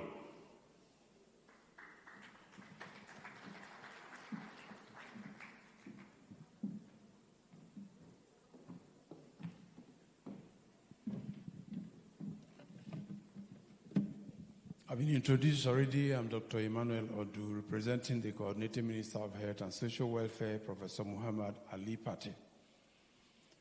I bring greetings from the Minister. He would have loved to be here himself, but is currently engaged in a very major meeting, the joint annual review of his 4-point health development agenda as part of initiatives of the current government of Nigeria. So he asked me to represent him. As a matter of fact, I should have been part of that review meeting. The original intention on my side was to be here very briefly and then go back. But when you are in an event and you're not compelled, you're not restrained from moving out, you have the freedom to leave, and you stay for so long to the end of the matter, there can be only one interpretation. Hinged on 1, great things must have been happening at the event. 2, powerful experiences have been relayed. 3, you must have enjoyed the event such that you even forgot about time. That is precisely my experience and what has happened to me here today. It is so gratifying to note the things that MTN Foundation has been doing for the past 20 years. And I must confess to you that as a person, I was not aware of this much, the magnitude of human development initiatives that is being implemented.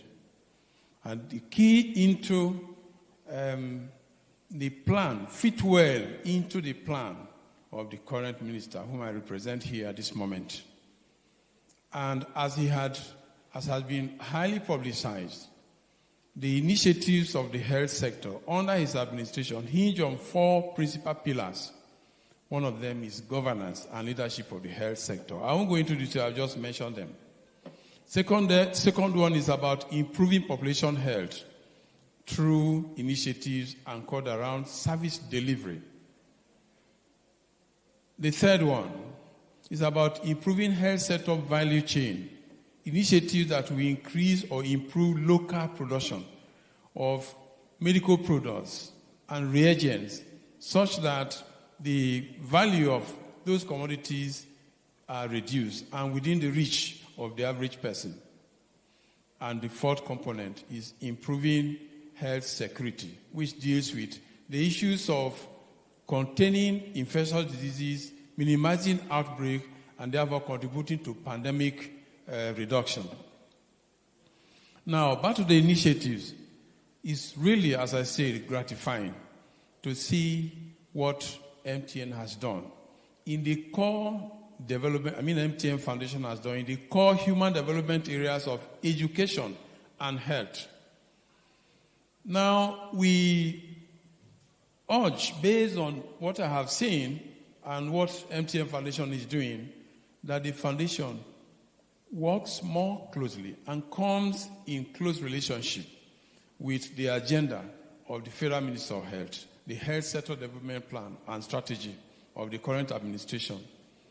As a result, beyond this moment, we would like to collaborate with the MTN Foundation.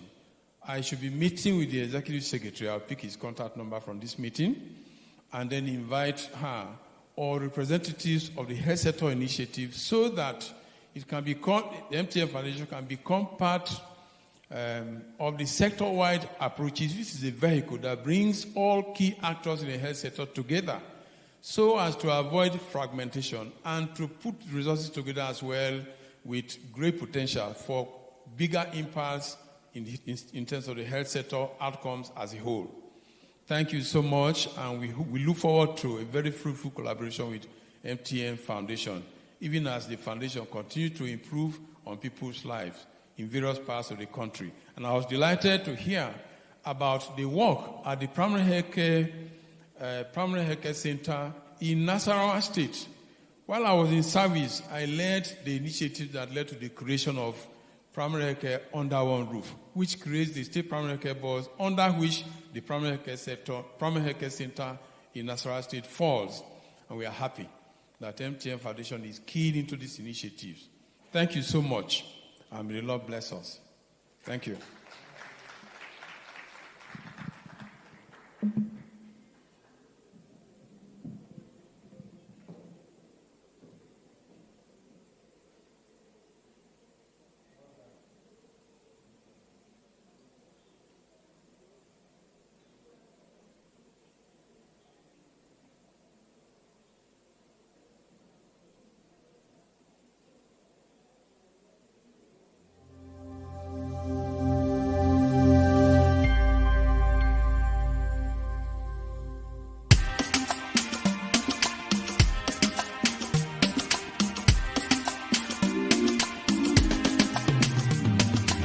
In selecting our projects, we always did what we call our need assessments. We have to engage the stakeholders, the community involved, non-government organizations, and so on, so that when we are doing a project, we are sure we know that that project is hitting at the right target. What we do is we begin to build relationships with the communities.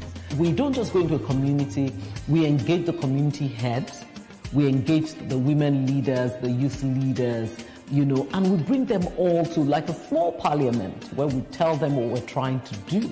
So we don't just say, I want this to be done. The board member will just wait, whatever comes before us, we look at it, advise. If it's thing worth doing, we do it. And then, of course, we don't award. It goes through the MTN procurement system. The foundation decides on the project to implement, guided by the CSI policy that we have from the group. So there are focus areas of project that implementation of such project must not go outside the CSI policy of the foundation. We carry out what we call a baseline. We carry out what we call identifying the particular communities and getting to know whether they actually meet the criteria that has been put in place. And at the end of the day, if they tick the boxes, they qualify for any of our initiatives.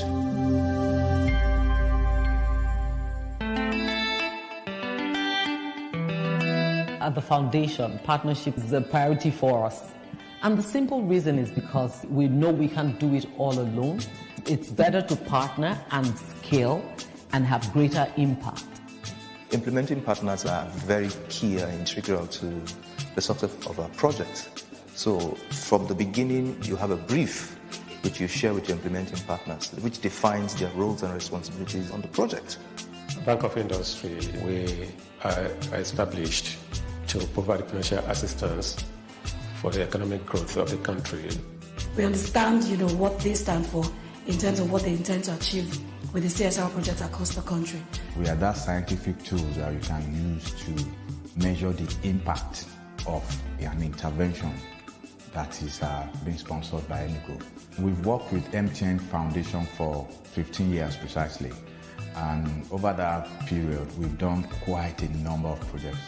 So we were looking for impact, we're looking for ways to affect communities, we're looking for ways to take health care to people who ordinarily would not have access to health care. And we wanted to give quality care to them. And we found a partner that had the same goals. They wanted to give health care to people who did not ordinarily have access to it. So we met and we found that our goals aligned, and that was how the partnership started.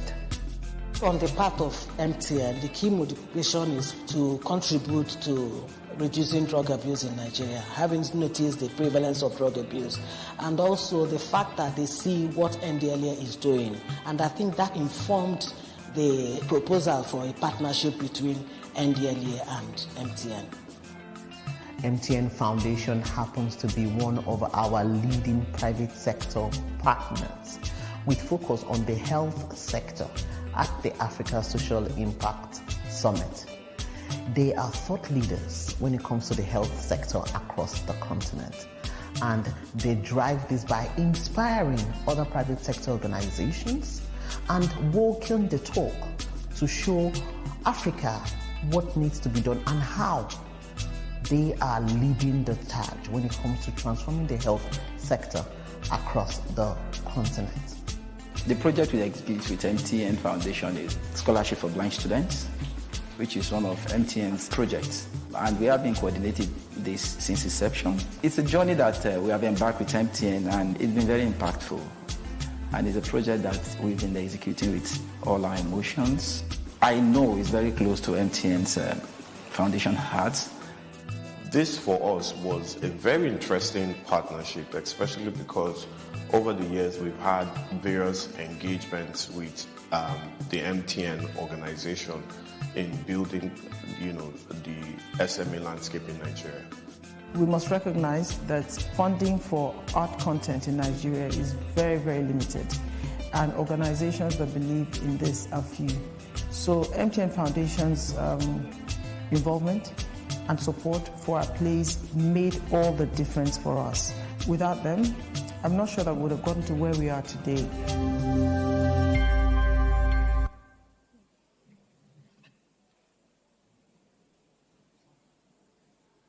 Thank you very much. Your Excellencies, distinguished ladies and gentlemen, we'll now be going on to the second panel, and this one is focused on the role of private sector in achieving the Sustainable Development Goals. And in about 30 minutes or less, we'll just really listen to the insightful thoughts and ideas from our panelists. So I'm going to invite our panelists, but before I do that, I will invite you, Your Excellencies, distinguished ladies and gentlemen, to please be generous with your applause as I bring them up very quickly. Please join me as I welcome to the stage Mr. Kingsley Bangwell, co-founder, NOSC School, Abuja. A round of applause. Thank you.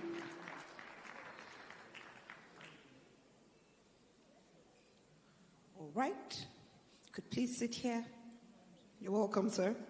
Also, we have on this panel Dr. Tinuola Akinbolagbe, Managing Director, CEO, Private Sector Health Alliance of Nigeria. Please, a round of applause. You're welcome, Dr. Tinuola. Next, we have Dr. Nneka Okekearu, Director, Enterprise Development Center of the Pan-Atlantic University. You're welcome, ma'am.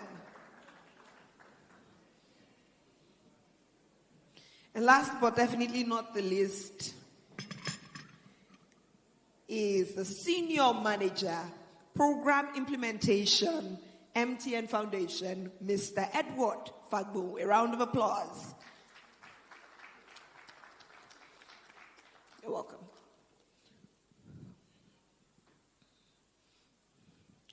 All right, so I'd ask them a series of questions, and then I'll come to the audience to take 1 or 2 questions. So if you have questions in the course of this conversation, please note the questions. We'll come to you to take 1 or 2, hopefully, and then wrap up. All right, let me start with the person who is sitting just by my side, Mr. Kingsley Bangwell. He's the co-founder of NOSC School, 100 Naira a day school. I found that to be very interesting when I actually heard about that you provide amenities, infrastructure, you provide education for the students, and they pay 100 Naira a day. And so I was really just curious about that. So I'd like you to please share about your work, talking to us about how it contributes to the improvement, to the achievement of SDG 4. Good afternoon. Standing on existing protocol, great honor to be here today. And let me congratulate MTN, 20 years of amazing work. When I was looking at the numbers, there were just 3,000 plus communities, 14,000 scholarships, 600 orphanage visits, and all of that, 29 billion. That's quite a lot. Congratulations. So I'm happy to be here today. So the NOSC 100 Naira a day charity school was started by my co-founder and I in 2019. This is our 6th school year. So it's 100 Naira a day, and that is what it implies. The children pay 100 Naira every day to come to school. And what do they get? Paying 100 Naira every day. They get books, uniform, sportswear, lunch. The girls get sanitary pads every day, and computer-based learning. All for just 100 Naira a day. Yes. Thank you. And of course, that amounts to just about 6,000 a term. And people have asked us, how is that possible? Is it possible to run a school with that? When we wanted to start the NOSC 100 Naira a day school, we asked ourselves, what problem did we want to solve? The education sector has several problems, but 2 of the wicked ones we thought we could tackle. One of it is, access. We have a lot of out-of-school children.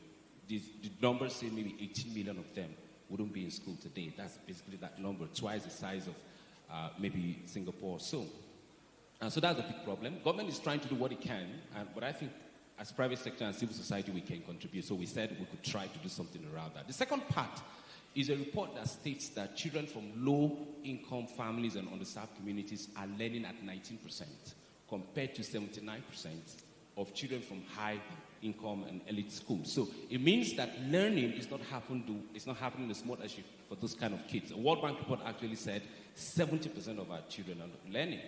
And so that's why we started the school. So the first part was to make sure the barrier, because why many kids are not going to school, the transition from primary 6 to SS1, GSS1, there is a financial barrier for them.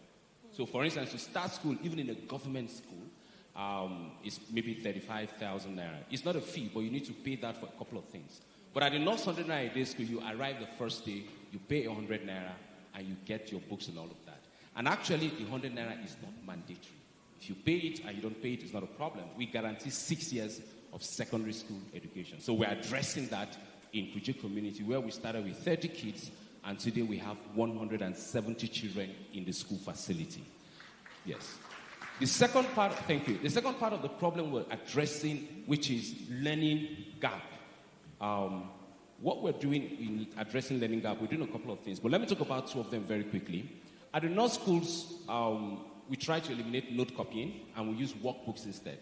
Because the teaching period is 40 minutes. So the teacher comes in and spends 30 minutes to copy notes, and then a lot of learning is not happening. So what we've done at the NOSC school, because these children can afford textbooks. If they can't pay 100 Naira, it means they can't buy textbooks. So we produce what I call the workbooks for them. And in the workbooks, the lessons are there, the assignments are there, the lesson objectives are there. And in that same workbook, when a session finishes, students will rate every teacher. And so for us at the NOSC school, learning is priority over getting that certificate after 6 years. And because of that, we invest a lot in that. So that is one way we're trying to solve the problem. The second way we're trying to solve the problem of learning, we do hackathons.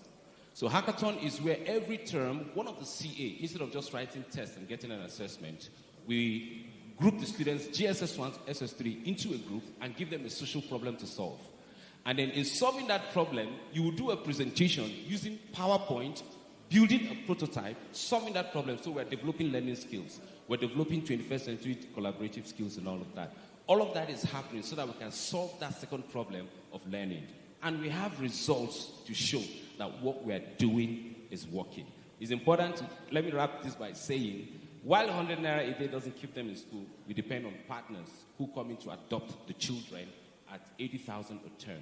So that helps us keep our children in school. So that's what we're doing. We'll come back to talk about partners, but I find that to be very interesting because, I mean, in Nigeria today, one would ask, what can you do with 100 Naira? Really? Yes. I mean, if somebody says, I want to buy a meal, and you give them 100 Naira, they look at you twice. But with 100 Naira, secondary school students can go to school every day. That is very inspiring.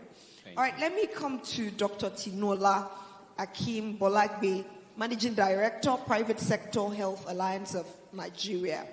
I'd like us to speak about partnerships. Now, in your experience, how critical are partnerships to advancing the SDGs, and what kind of collaborations do you think that private sector should begin to prioritize at this point? If you're comfortable sharing some specific examples, within your work or, things that illustrate successful partnership, it would be great to also hear that as well. Thank you. I'd like to adhere to the existing protocol as well, but I think it's important to congratulate the MTN Foundation team, the management, the board, and all stakeholders that are involved in the impressive results that we've seen here today.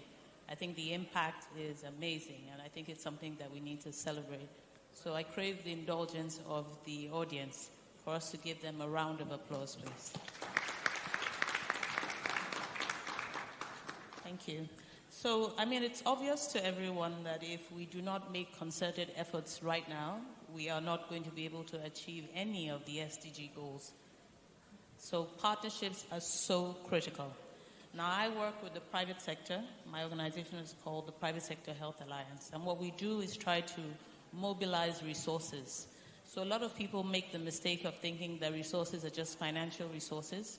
That's important, financial resources, co-funding. But also we have technical resources. We have specializations. We have skills. We have expertise that is present in the private sector and not so much in the public sector. And so those partnerships bring those skills and capacity building to play. Also, we look at things like collective decision-making, inclusive decision-making. If we bring all the stakeholders together, then we can have a whole-of-market approach and then look for solutions that work. And then a very particular area which is so critical is innovation and technological integration. MTN has done a lot of that. If we look at the population numbers in Nigeria and in a lot of countries in sub-Saharan Africa, it is only by the use of technology, things like AI, that we can look to leapfrog and try and meet some of our health SDG goals. There are multiple partnerships, but I think the ones that we need to focus on are multi-stakeholder partners, where you have members from the civil sector, you have people from the private sector, and of course the public sector work together. And then also targeted philanthropy, where we look at initiatives that are high impact and we can have people come together. With the right framework in place, public-private partnerships can work. And then looking at examples like what the MTN Foundation has done, where we have social responsibility and impact investment that have a direct impact on the communities that they are in. So we work with the MTN Foundation on what we call the Adopt a Healthcare Facility Program. And this started off by having a call for nominations. MTN is good with that, involving the public, involving the communities in coming up with solutions. And then these solutions and these nominations that were received from the public informed the choice of the primary health care centers that were eventually selected. And MTN did a whole end-to-end renovation, which covered infrastructure, power, installation of solar-powered boreholes to ensure that they're sustainable, capacity building, medical equipment, drugs, the whole gamut. And with that, we're able to make an impact. We've already launched a number of those centers across the states in Nigeria, and we're looking to roll out a few more before the end of this year and next year. Thank you. Thank you very much. One of the things that stood out to me, yes, please, it's okay to clap. One of the things that stood out to me when you spoke was talking about how that when we speak about collaboration or partnership, it's beyond financial, it's beyond mobilizing for finances. There's so many other resources that we can come together to mobilize together. And it reminds me of the famous words of Helen Keller that says, alone we can do little, together we can do so much. And that's what you've shared with us. Thank you so much. I'll move on to Dr. Nneka Okeriaku. So I think that doctors are sitting beside one another, and that wasn't even planned. I'm hopeful that, by some collective anointing at the end of this session, maybe I'll get a doctorate or something of that sort. Mr. Kingsley, you can tap into it also. We're sitting with them and we can become doctors as well. All right, but Dr. Nneka, you're the director of the Enterprise Development Center at the Pan-Atlantic University. I'd like you to please share about social enterprises and how social enterprises can drive the SDGs in Nigeria. Okay, thank you very much, Timmy. I'm also hoping that by the end of the panel session, indeed, maybe the other three of you will be addressing you as Dr. Timmy Badru. So thank you so much for having me here. So my name is Dr. Nneka Okeriaku. And indeed, when we talk about social enterprises are totally different from the for-profit. Because whereas the for-profits are using all their profits and focusing on financial gain, for the social enterprises, they're looking at solving a lot of the social and environmental issues that we have. So the first thing is that for social enterprises, they typically will be tackling a lot of the social issues around poverty, healthcare, education. Indeed, the very things that we're celebrating today that MTN Foundation has done for the last 20 years. But more importantly is that they act as a lever for sustainable national development. And in doing that, what they do is that they directly contribute to promoting everything about the sustainable development goals. And we are very excited, we're very happy that indeed we have partnered with the foundation in the last couple of years to drive such inclusivity. Especially listening to the young lady that shared how this program that we partnered with MTN was the very first time in her life that she had received such entrepreneurship management program. Now, you can imagine this is one person. She's gone through that program. Before applying, she didn't have the knowledge, she didn't have the capacity. She was doing things at her own level. Because of the partnership, because of the mission of the MTN Foundation, she goes through that program. From only her, what now happens is that the idea that she has birthed grows. And when that grows, it means that she has a business. There's a difference between hustling, having an idea, running it like a mom and pop store, to setting up a sustainable business. Because what happens is that at the end of the day, that business that she's founded employs people. And in employing people, what happens? There's a ripple effect. So for social enterprises, they're necessary. For social enterprises to drive the SDGs, we must have, just like my sister beside me talked about, partnerships. And we're extremely proud and happy with what MTN Foundation has done, and we are very proud partners of the foundation. Thank you very much. Thank you so much, Dr. Nneka. Coming to Mr. Edward Fagbong, Senior Manager, Program Implementation, MTN Foundation. We've heard from the speakers, the panelists. I'd like to hear your thoughts about the barriers to private sector involvement in achieving the SDGs. What are your thoughts about some of the challenges, that limit private sector from being involved in, achieving or furthering the SDGs? Thank you very much. Good afternoon, distinguished ladies and gentlemen. One of the barriers that limits private sector in achieving the SDG is finance. And that is the high cost of investing in sustainable initiatives. Not many organizations are able to afford or have access to finance to be able to invest in sustainable projects. So that becomes a very big challenge for quite a number of them, especially the small and medium enterprises. Another barrier is technology. And quite a number of organizations, because of, the cost of adopting new technology is also very expensive. So, and technology would help you to be able to scale for greater impact. But unfortunately, because it's quite expensive, that limits the chances of several organizations to be able to play in that space as well. Then another very important one is the challenges with operations. Maybe you want to talk about the challenge with supply chain, sustainable supply chain, or capacity for people who would also play within that space. So there's a lot of issues with capacity to be able to play within that space for most organizations. One of the one which quite a number of, the other speakers have also mentioned is partnership. So you don't find too many opportunities for partnership, or you have limited partnership models that works. And like we all know, one of the SDG goals, which is the 17th, is about partnership. And so it is needed, and quite a number of organizations are looking for that right partner to collaborate with in order for them to be able to play within that space and provide the kind of opportunities and initiatives that will benefit the people at large.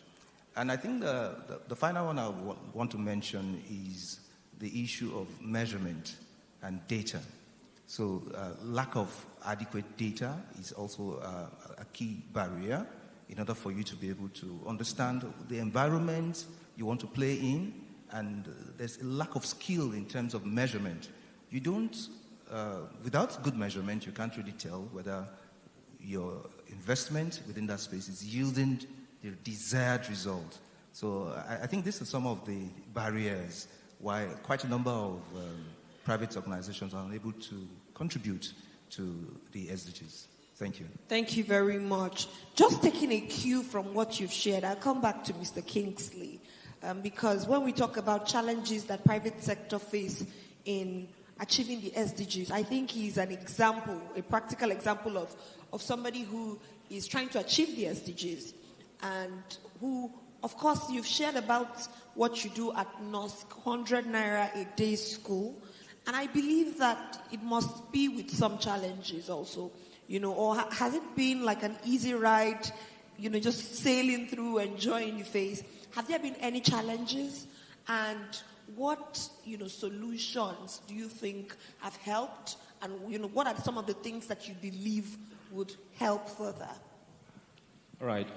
And just thank you so much. Riding on what he just said, SDG 17 speaks about partnership and collaboration. And he also mentioned one of his points as, finding workable partnership models. I think that is something we need to really build on. Yesterday I was looking at a report of global philanthropy, and one of the things he shared is that only about 12% of big giving come to Africa. I was trying to find how many of that percentage comes to Nigeria. I guess Nigeria is going to get a big lump of it. So in terms of the work we've done, 6 years counting, we've gone through different challenges, and we're surmounting them, we're dealing with them.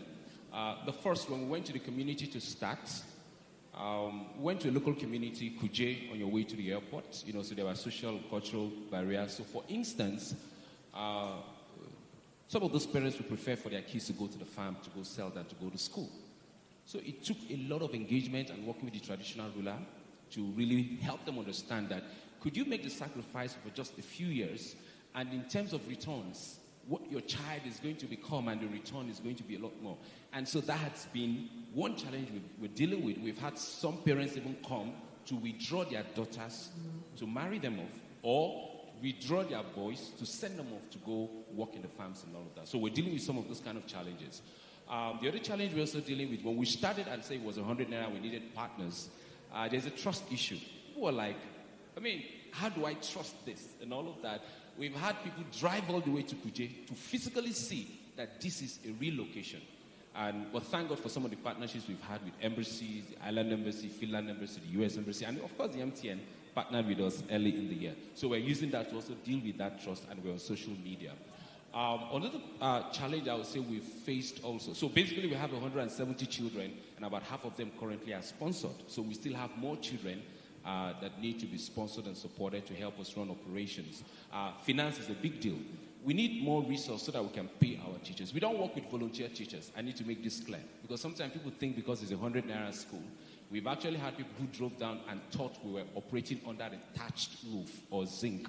No, our environment, our space is compelling, is exciting. We have computers in the space. We have flat screens in the classrooms. Because we're asking ourselves, what is kind of education you would like to give a middle-income child? That is the kind of education we're envisaging. So funding is a big deal. To pay our teachers well, to give good remuneration, and also provide school feeding to the children. Two more things I'll mention is space. So we're using a rented facility in a local community. So there's a lot of challenge with that. Getting our own space, a land to build something, would be great. But also in terms of regulation. So we're also dealing with that aspect of regulation with Ministry of Education and all of that. Last but not least is building this partnership he's talked about. We've gotten more mileage with development partners and the embassies. We haven't gotten as much mileage with corporate Nigeria, and we're hoping that people that are here and corporate Nigeria will begin to think more, how do we support education? We're happy with MTN having identified with our work, and we've started a relationship. We're hoping that more corporate Nigeria will think about how they can support the work we do. Because I tell people, education is the womb of the nation. Your future talents are coming from that womb, and it's important. It's of a mutual interest that corporate Nigeria begin to increase its investment in education. I'm proud of what MTN is doing. Thank you. Thank you very much. Thank you, Mr. Kingsley. All right, Dr. Tinola, a number of people, if not everyone on this panel, has spoken about partnerships. In some way, they've touched on partnerships. And, your organization, the Private Sector Health Alliance of Nigeria, is bringing people together. And I was hoping that we could just draw some wisdom, some practical wisdom from your experience. Because partnerships has to do with bringing people who sometimes may have different values, just different people together. And so I'd like to know how the organization has been able to overcome some of the challenges that, that causes sometimes to be able to strengthen the Nigerian health sector. So if you could reflect on some of the challenges you had, perhaps at the beginning or at some stage, maybe even now, and how you've been able to continue to forge ahead. Thank you for that question. So I'll start from where my brother just left off, about why we need to bring more people in the private sector and engage them into investing and doing some type of impact investing. I'd use the example of the partnership that we have with the MTN Foundation under the Adopt a Healthcare Facility Program. And we work with them under their What Can We Do Together, What Can We Do Today Together initiative. So using that as an example, I think that there's some critical pillars that you need to build on. I think firstly, the most important one, which I think is having a shared vision. There must be an alliance of your objectives. You must be working to the same purpose. So if you're working at cross purposes, it's not going to work. So I think like-minded individuals or like-minded organizations that have the same greater vision have a better chance of working together. Secondly, unfortunately in this environment, we've had a lot of erosion of trust. So we must have very strong accountability and governance structures in place. What we have with the MTN Foundation is there's so much financial oversight, there's so much transparency, and so we can guarantee that they get value for their money and that the funds are being used, not just being effective, but being efficient as well. We're not just spending money, but we can actually quantify and see the impact of the money that has been spent. Also, we look at things like having a clear communication.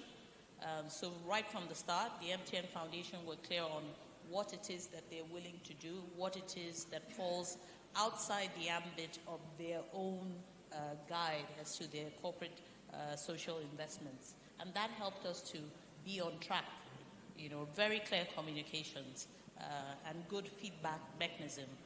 I think lastly, I'd say having a very robust monitoring and evaluation and learning framework. With that, we have real-time data analysis of what is going on. And that feedback helps us to be able to adapt, remain flexible, because what works in one particular community may not work in another. The disease conditions that are a priority in one community may not be in another. So you have to tweak some of what you're implementing so that it's ideal for that environment. I think if you keep those pillars in place, even with the problems that you usually have, you will have a successful partnership. Thank you. Thank you very much. Thank you for sharing those important pillars. Now, moving on to Dr. Nneka Okeriaku. Now, before I come to her, I'd also go to Mr. Edward afterwards and then come to the audience. So just a reminder that if you have one question, we'll probably take the fastest hands up. So we may be able to take one question if we wrap up very quickly. So please note your questions. We'll come to you. All right, to Dr. Nneka. As a development practitioner, who blends both intellectual and practical sides, and you think that there are certain policies that can be put in place or should be put in place to encourage private sector participation in achieving or fostering the SDGs. Can you please speak to that? So thank you very much, Temi. Definitely, I think that there's some policies that we can start to look at. And when we look at policies that we should set up, I will be looking at it from two perspectives. One, to ensure that indeed enterprises, specifically social enterprises, can start. And then two, to ensure their sustainability. And I think the first thing there would be, simplifying the regulatory environment for them, for the social enterprises. And to do that, we need to establish very clear legal framework that everybody understands, that is not gray, that it's as simple as possible, and we don't need to go through 5 different law firms to set up. And that's something that indeed we know that the government can do. And if they streamline the registration process, we will see more social enterprises coming in and helping us ensure that indeed there's economic development.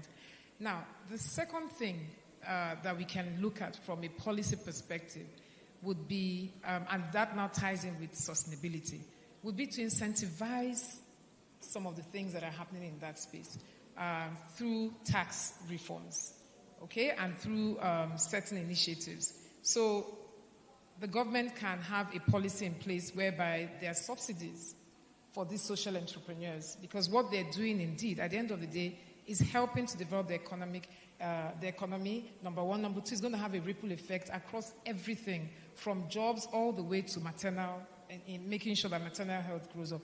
And it's not something that is impossible.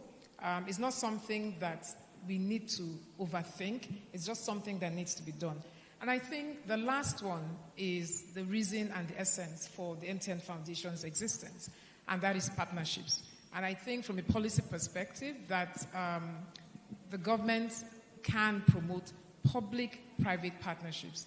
A lot of the works that have been done could not have been done without the right types of partners. But ensuring that we promote it, ensuring that there's a proper framework that exists, means that on both sides, things will be done. For the social entrepreneurs, they will achieve the objective because they're all socially driven. They're driven to make sure that they plug the gaps in the society, in the environment. And then from the government perspective, they're ensuring that indeed that the agendas are being met, because there's a limit to what they can do. Listen to the keynote speaker talking about that $8 billion deficit. There's no way that the government can achieve all that. But ensuring that we have these policies that ensure that social entrepreneurs can come into the space, they can thrive, they can be sustainable, slowly but surely we will be moving the mark and hitting some of the SDGs. So for me, those three things are important. The regulatory framework, incentivizing through subsidies and tax reforms, and lastly, promoting public-private partnerships. Thank you very much.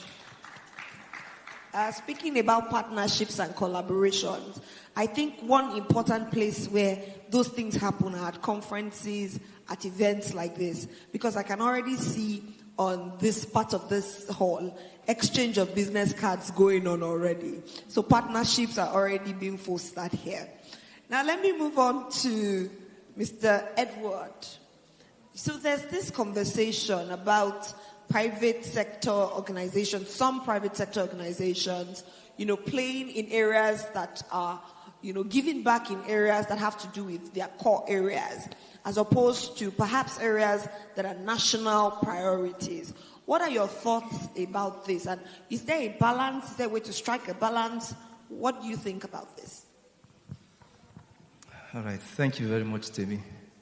I think it's safe to say that there's no right or wrong answers to that because, of course, organizations are more comfortable to play in the sector in which they operate. And it's safer also for them.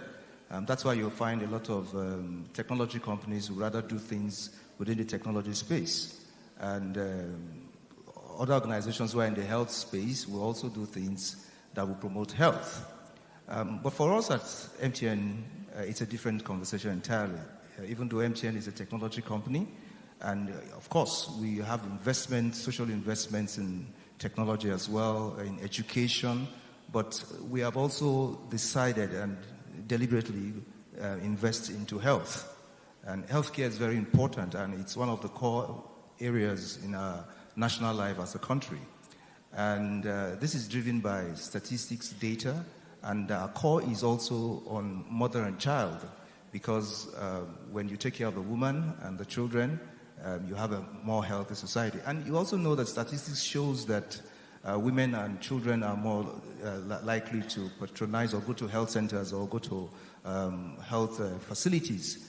And so that's why we do a lot of investment in health, in the health space, even though we're not a company that is health focused in that sense. But how are we able to achieve this? We're able to achieve this through what we've all talked about here, which is partnership. And even though we're not health practitioners, we're not experts in that space, but with partnerships and collaborations, we're able to make great impacts within that space. As much as we do also in education, in capacity building for young people, through partnerships also with the likes of EDC and other sectors, even in technology as well. So I would say that there's no right or wrong answer to it. It's good for organizations to play within their comfort zone, but it's also good to also identify other areas which are of national priority, and that's what we do at MTN. Thank you very much. Thank you very much. All right, so we'll come to the audience now. If there are any questions, please could you raise your hand, and then we'll go to them. Any questions? Going, and... Okay, I can't see. Is there any hand? Oh, there's one hand, so it's not gone. If we could please pass the microphone to the person at the back. All right. Good day, everyone. My name is Joseph Olayonju. I'm from Raised Africa. I have a question for the first discussant. Sorry, I can't remember your name again. Mr. Kingsley Banswell. Okay, yeah. It's very interesting to hear, of your impact in the life of these young ones, and of course all the efforts you have made, to kind of bring them up. But something just struck my mind, and that's the question I have for you. Because one thing is to invest, to labor. Another thing is, year after, to see the products or the fruit of your labor. Now, the question is, what plan can you say you have for these children, after graduation? And this is where the question came from. I just discussed with my friends now that if you watch carefully, what is common now? In fact, you will shed tears, graduates. In fact, for a good number of them, it's already kind of, tailored in their mind that once they graduate, the next thing they need to do is to go into POS business. If you are not doing that, you go into keke napep or you look for bikes. Now, we know very well, if you say, oh, I've done my own part, that is you now, after graduation, you leave them to government. We all know that government is likely to fail them. So that's the question. What plan do you have? Thank you. Thank you. Thank you. You've asked a very poignant and touching question. Truly, so after we spend 6 years investing, averagely we invest 1.4 million per child to complete 6 years of secondary school education. It should be very devastating and frustrating for us that after that, these children go back to the markets, to the farms. Recently, I did a simple show of hand and asked the 14, our pioneer sets will be graduating next year. And I asked, how many of you are sure that your parents will be able to continue your education in tertiary institution? Only one from 14 raised their hands. It was a sad evening for me. I went back to my partner and said, are you saying after we spent this? So initially, our focus and strategy was 6 years uninterrupted secondary school education. But now we are forced to start thinking, what do we do? And so we started looking at different strategies. How do we talk to private universities? How do we, begin to explore scholarships and all of that? And that conversation has started in earnest. We are shortlisting different universities. We want to start pitching. And I'm happy that I'm likely going to be pitching to someone here. If some of the private universities take one or two of our kids, we have bright kids. We did junior WAEC, no examination malpractice in our school. And 85% of our kids had a C in maths or English. That's a big deal. These are kids who struggled to read and write in GSS 1. But we've invested in them. So you've asked a very strategic question. We are thinking about it, and we are sure that, and by the way, MTN also have a scholarship, so I think it's a good, you asked the right question. So we'll explore everything to make sure that they don't go back to the community. Thank you. Thank you. MTN Foundation is listening. All right. Yes. Okay. So, Dr. Temi, I want to just add to that. So I'm just thinking in the spirit of partnerships, in the spirit of looking at the SDGs, what I wanted to contribute, because something I started doing this year is refusing talk shops, which is where we come, we have a panel and we go. And I'm now asking and demanding that there's a bit more commitment. So in the spirit of commitment and partnership, I want to commit as Enterprise Development Center of the Pan-Atlantic University to have a conversation with Kingsley. Because that is a very pertinent question that he asked. And I know you said you're talking to different universities, but it goes beyond that. And I'm committing as EDC with my ecosystem to sit with you so we can look at it holistically, beyond universities, how about vocations, beyond what we see, which is, they go into university. Because going into university and coming out and not having a job is another issue. So there are other things that we need to consider, and I want to commit having a meeting and taking that forward with you. Amazing. So we're already seeing results right on the spot. Thank you so much to my panelists. Before I let them go, some of the key things that have stood out to me from just listening to them. I think one thing that we'll all agree on, that everybody has mentioned, in fact, that was a thread that everybody mentioned, is partnerships. The need to unlock partnerships for the private sector, because the private sector can't do it alone, the public sector can't do it alone either.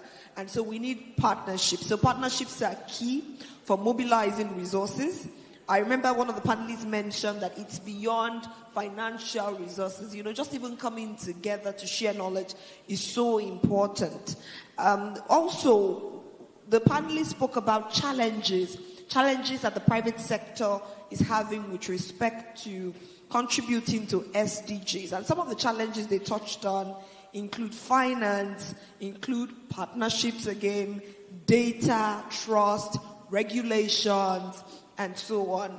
And with respect to policies specifically, one of the panelists mentioned that it's important for us to have regulations that encourage social enterprises to have, those legal frameworks to incentivize social entrepreneurship for the private sector. It's important for the government to provide incentives that make it very appealing to the private sector. And it's important for us to also embrace public-private partnerships by the government. So they've shared from their knowledge, they've shared about what their different organizations are doing and how we can also come together to reduce the barriers that currently exist and work together. And I hope that, as Dr. Neka has said, I hope that we can, all come together, perhaps during networking sessions during this event, or, just through other forums that will come through this event to look at how can we practically unlock these partnerships to create, an enabling environment, to also make it easy for the private sector, organizations to go towards achieving the SDGs. Because alone, as Ellen Keller said, alone we can do so little, but together we can do so much. On that note, I'd like to say a big thank you to the panelists for sharing their thoughts, and of course to the audience for listening in and for being willing to contribute to the conversations. Thank you so much for your time. We'll take a quick photograph and exit the stage. Please, a round of applause for them.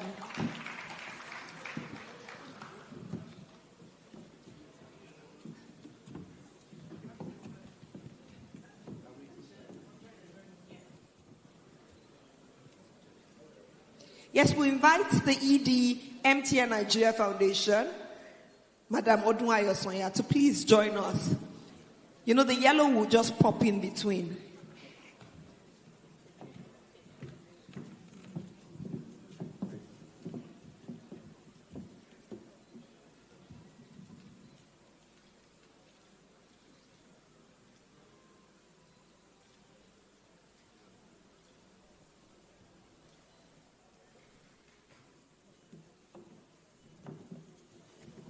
Thank you.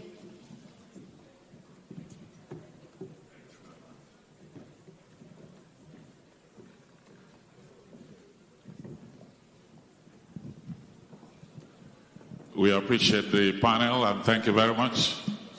Thank you. Well, it's been a wonderful day we had today. The next 20 years is in focus. And those 20 years will continue to impact lives. Our recipients will continue to grow. Our communities will continue to be impacted. And Nigeria will be a better place.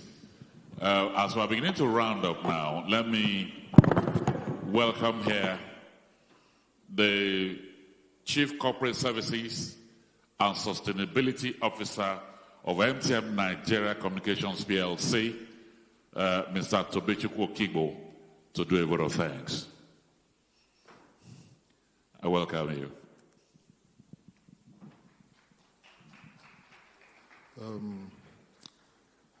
Mr. Chairman, sir, of MTN Nigeria, Mr. Chairman, sir, of MTN Foundation, members of the board of the foundation, distinguished guests, ladies and gentlemen. My job is simple, to do a vote of thanks.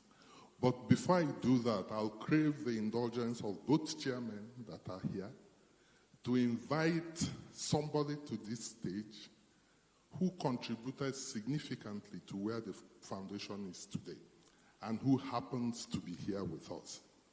Ladies and gentlemen, I plead with you to welcome the past Executive Secretary of MTN Foundation, Ms. Noni Uboma. Noni, if you'll be kind enough to come here and make a statement or two. I think the story of MTN Foundation will not be complete without the stellar role that Ms. Uboma played. So I crave your indulgence. Before I say thank you, which is what I've been called to do, let us hear briefly from Noni. Gosh, distinguished ladies and gentlemen, Tobechukwu, thank you very much for putting me on the spot, as always. It's a delight to be here. So proud of the foundation. Yellow is in my blood. No one can take that yellow away from me. I love every one of the projects that we've implemented from the start. And thank you very much to the team. Congratulations, Oduayo, my successor, and the wonderful team, the great work that you're doing. Here's to the future, the beautiful and more impactful 20 years of MTN Foundation, doing good in the communities. Thank you very much, everyone.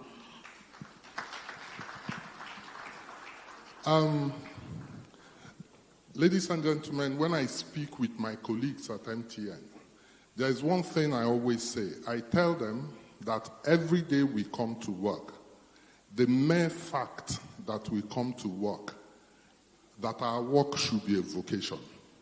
When I say that, what I mean is that MTN, qua MTN, enables each and every one of us to communicate.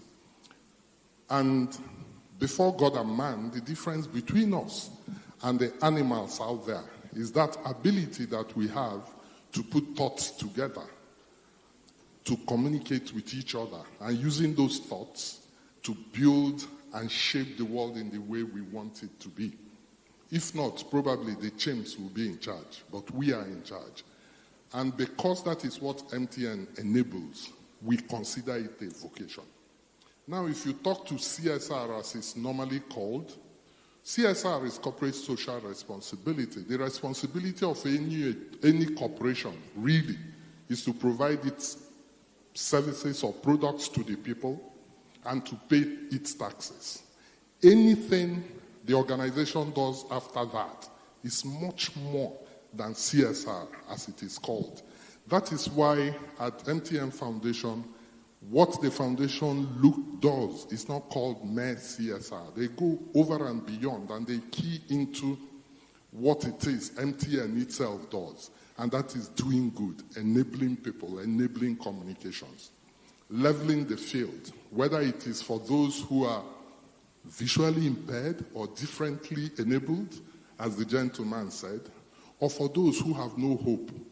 In a recent meeting, government meeting, I made a very provocative statement.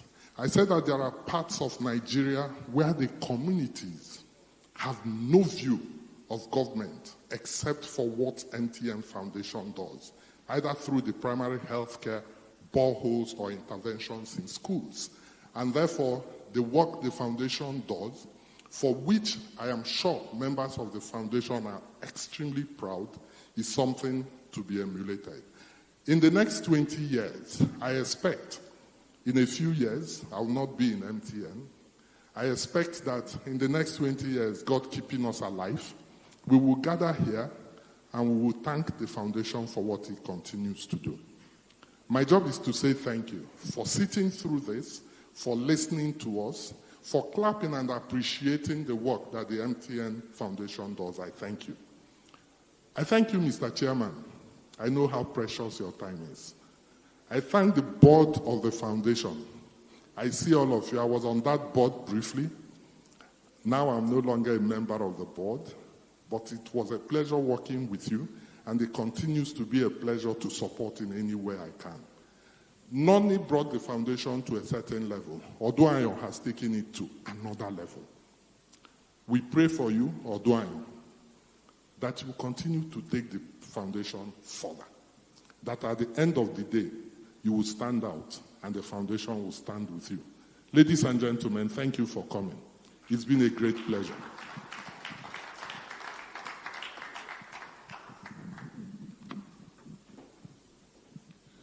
He started his vote of thanks like a loyal staff of MTN and ended as a pastor with a prayer. Thank you very much, Tobechukwu. We appreciate you. Thank you. So what we'll do now, you saw the feedback barcode on the screen. We'll probably need to put it back there. You can use your phone to, yes, that's it. Just scan, and then the feedback form will be there. Submit the completed form about what you think about the foundation and what they have done in terms of impacting recipients and communities. We'll quickly have 3 sets of photographs, and then we'll be rounding up. The first one will have Dr. Ernest Ndukwe, the MTN chairman, Mrs. Aisha Sadoki, MTN Foundation board member, Mr. Dennis Okoro, acting MTN Foundation chairman, Mrs. Odua Yosoya, and Mr. Tobechuku Okibo. Those are the people that have been the first photograph. Please.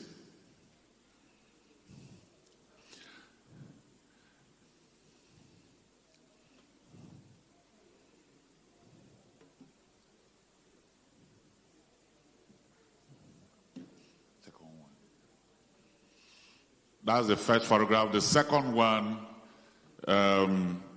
will also be involving the chairman of the Sports Commission, so he'll remain here with us.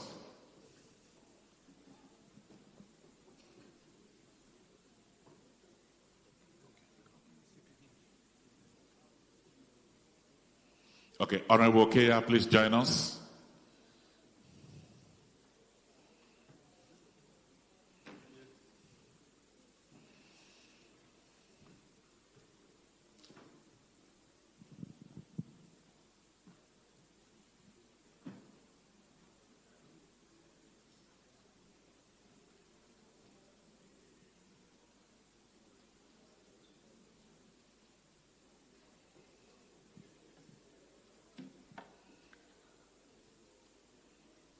The second photograph, all the MTN leadership that is in the room.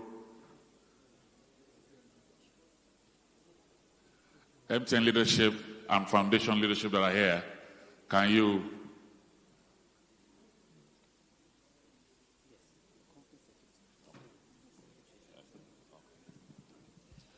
That's the company secretary. We welcome you. Thank you very much.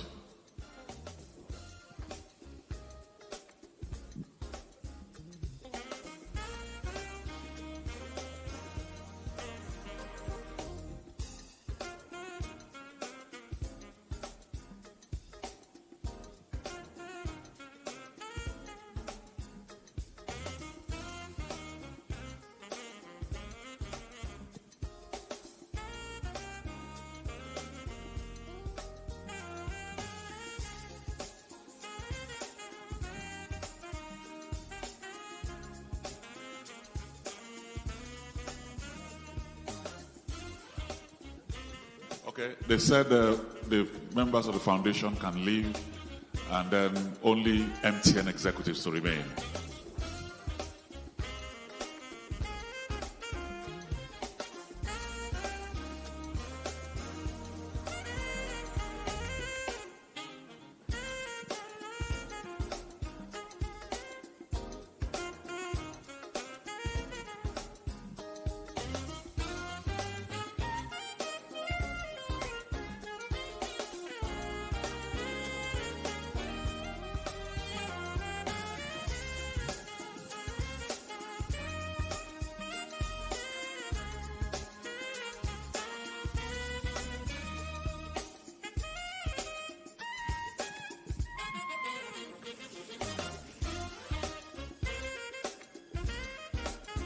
Thank you very much. Thank you.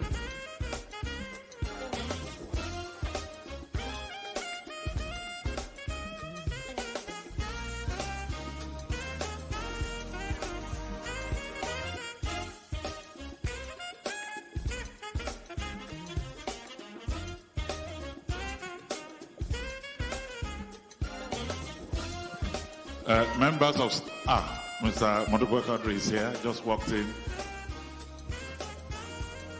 Members of staff of the foundation, after this photograph, you will join the executive director.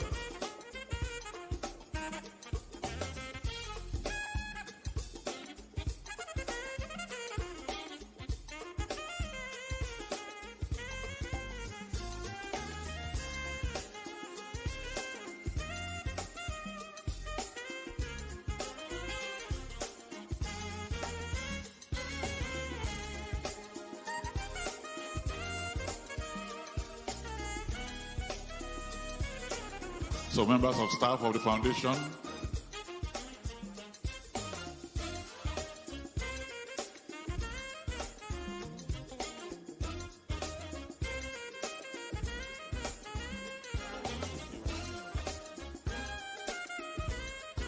Members of staff.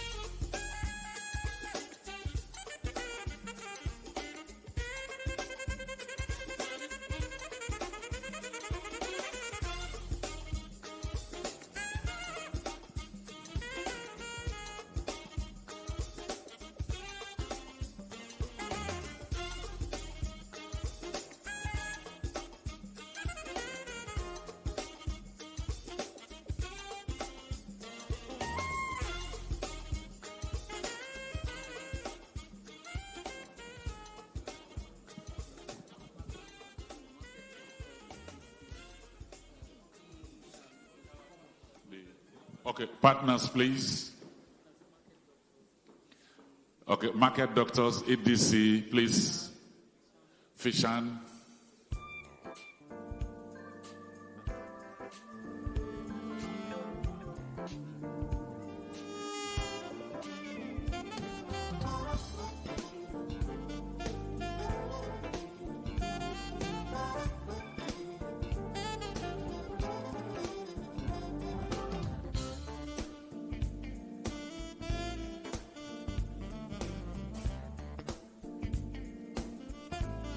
Fishan, please. And other partners. Fishan and other partners.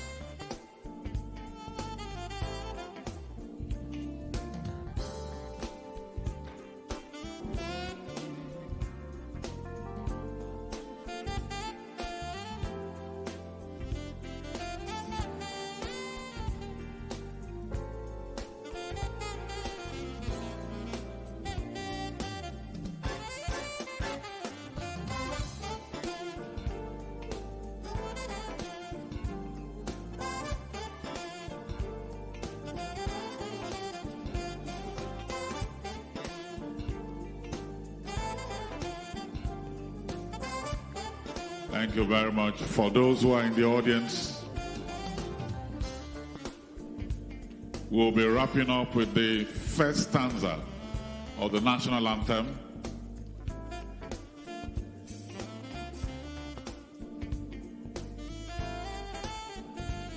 And so, distinguished ladies and gentlemen, on behalf of my colleague, Temi Badru, I want to thank all of you and wish MTN Foundation the very best in the next 20 years. We shall be standing up now to take the first stanza of the national anthem, and then we'll wrap up.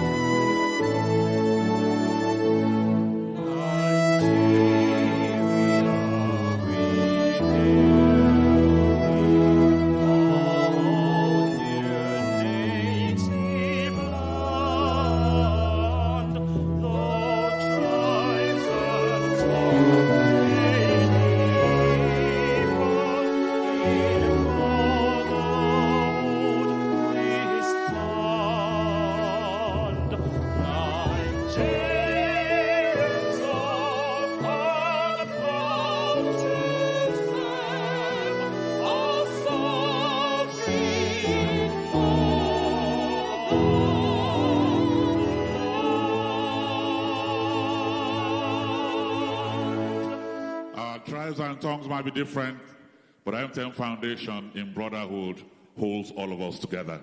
Thank you. Happy 20th anniversary. Thank you very much. We have lunch. We have lunch. Please try and eat before you go.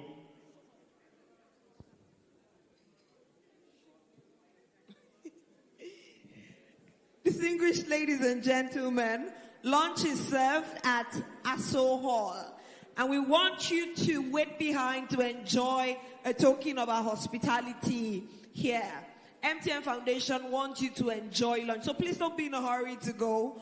Aso Hall is in the main building, and the ushers are happy to direct you to get your lunch. Thank you very much.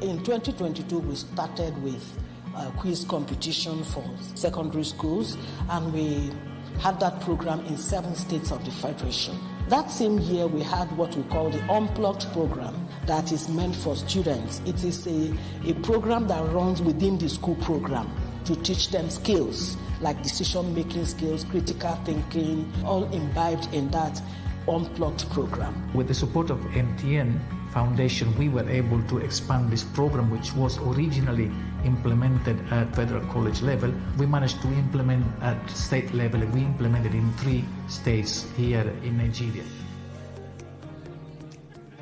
The anti-substance abuse program for MTN is so laudable. This is the first training that MTN is collaborating with UNODC.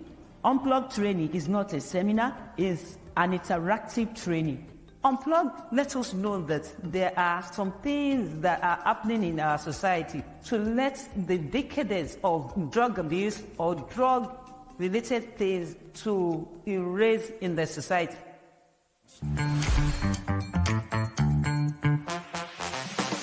We're looking forward to seeing a country that is drug-free. We're looking forward to seeing a society where our youth are not into drugs. We don't want you to do drugs. We don't want to smoke Colorado, whatever it's called. You see children in primary school or even secondary school abusing drugs. It's not good for their mental health, it's not good for their physical health, psychologically it's not good at all. I'm here to create awareness against abusing drugs. For us, education should not only be accessible to a set of people. So we invest in STEM education. And we don't just do education like that. We focus on certain types of education. And that's why we have the Scholarship for the Blind, where, blind Nigerians, our cousins, our sisters, our brothers, can connect with their aspirations to get an education. Before now, we have less blind students in polytechnics and universities. But now, because MTN is giving them backing, after their NC certification, we now see that a lot of them proceed to further their education and take it to the next level. I used to be a science student. I wanted to be a medical doctor. I had to drop out of school because my biology teacher, after one of the practicals we had, this test tube, I misused it that day. And she said if she were to be my mother, she'd just take me to the roadside and start begging. That really broke my heart emotionally. The day they gave me my guide cane that this is what would aid my movements, that day I cried my life out. That same day I made up my mind that wherever you get to, you must not stop.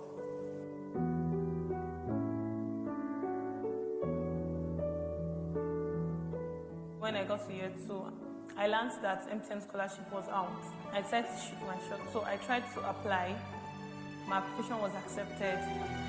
Àwọn MTN fún lówó ní time kan, ó fi ra recorder tó fi help ẹ̀ níbẹ̀ yẹn nítorí pé mi ò ní nǹkan. But MTN wọ́n so mú ìrìn àjò yẹn easy, wọ́n support ọpẹ́, wọ́n support ayé mi tí mo fi ní ìtẹ̀síwájú. Inú mi dùn, mi ò mọ̀ pé mo tiẹ̀ lè benefit anything. MTN lórúkọ Jésù lè ṣẹ́yàn ní bàjẹ́, òkè òkè lẹ́ máa lọ.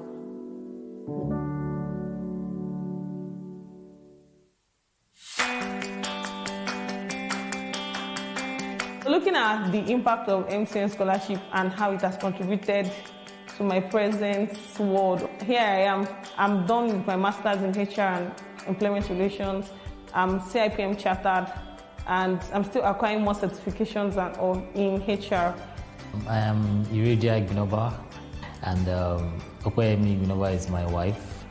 She's very outspoken, very resilient. Despite a challenge, she's able to do a lot for herself, and that's one thing that really even drew me to her. In her story, she has always mentioned the MTN Foundation and the scholarship she got while she was in school, and how that really helped her to be able to take care of several expenses that she had on her parents at that point in time. So it really helped her to know that there are some people behind her, backing her, giving her that support to forge ahead.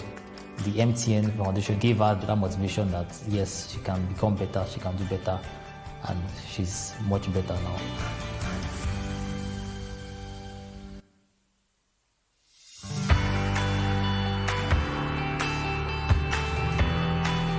It's not enough to just give scholarship. You need to keep those students engaged. You need to upskill them. You need to enhance their profile.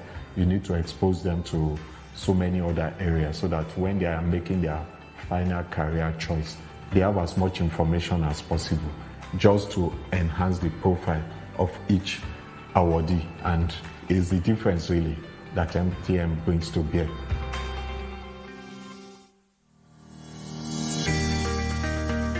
Someone randomly sent me the link to apply for MTN scholarship. I was a bit reluctant because I was like, why would they choose me out of the numerous applicants? When I got the mail that I've gotten the scholarship, that was like the happiest moment of my life. But aside from tuition, I was president for Association of Professional Women Engineers for Unilorin Collegiate. I had issues with getting funding for sponsoring webinars that I wanted to use to encourage women and assist them in being successful in their field. So I took part of the money from MTN Foundation. So I used it to sponsor most of the webinars. I was able to enlighten females and encourage them that being in a male-dominated field doesn't stop you from excelling.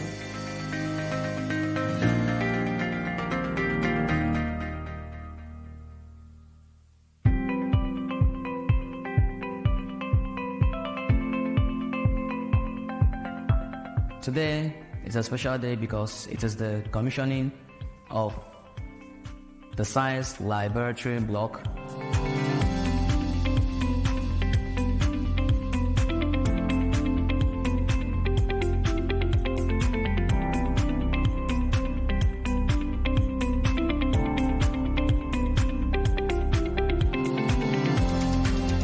I feel so happy and excited because when I saw them innovating the lab, I was like, wow. Feels like a whole new world here. Everything is new around me. I can't wait to try it out. For the first time, we can see and experiment what science is all about and not theory all the time. MTN Foundation has given us more than just a lab. They have also given us a place to dream and explore, and maybe one day we can change the world.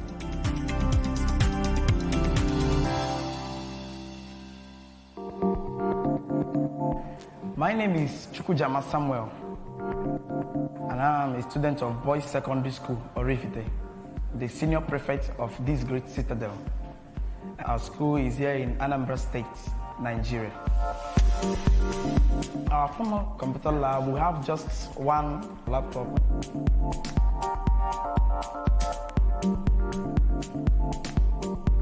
The students cannot easily access it, as in they can't understand it. But now we have not less than 20 gadgets that can help the students. It will make everything to go easily because the world now is digitalized.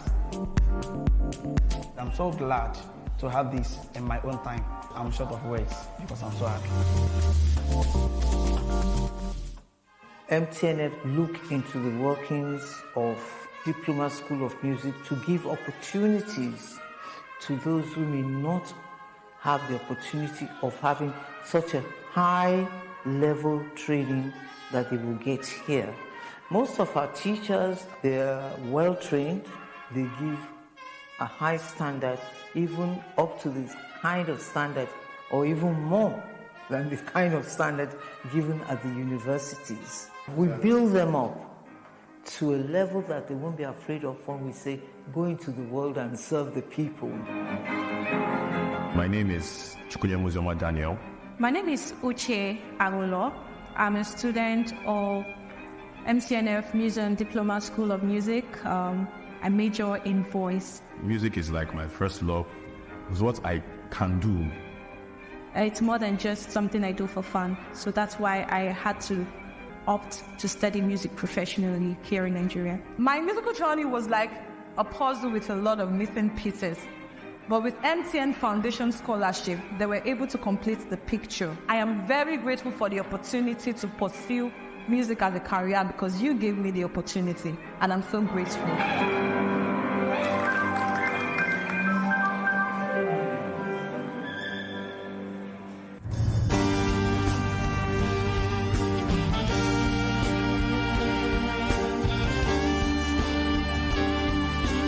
Saudi Musical was what first brought us together with MTN Foundation. It was telling authentic Nigerian stories of the impact that music, dance, and our culture has on the youth. MTN Foundation decided to come on board as sponsors for our plays. Without them, I'm not sure that we would have gotten to where we are today, where we're in a position to take our plays abroad. People are seeing Nigerian content internationally and locally. And for over a decade, their support has ensured that live theatre has been performed at Terra Culture every Easter and every Christmas.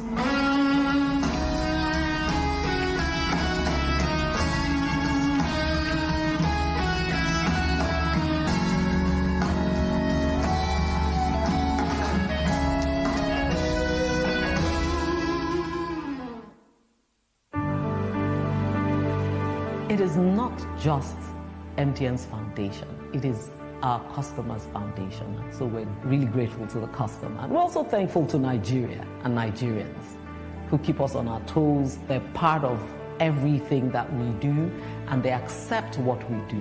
We're grateful. I think more and more everybody in Nigeria will know MTN.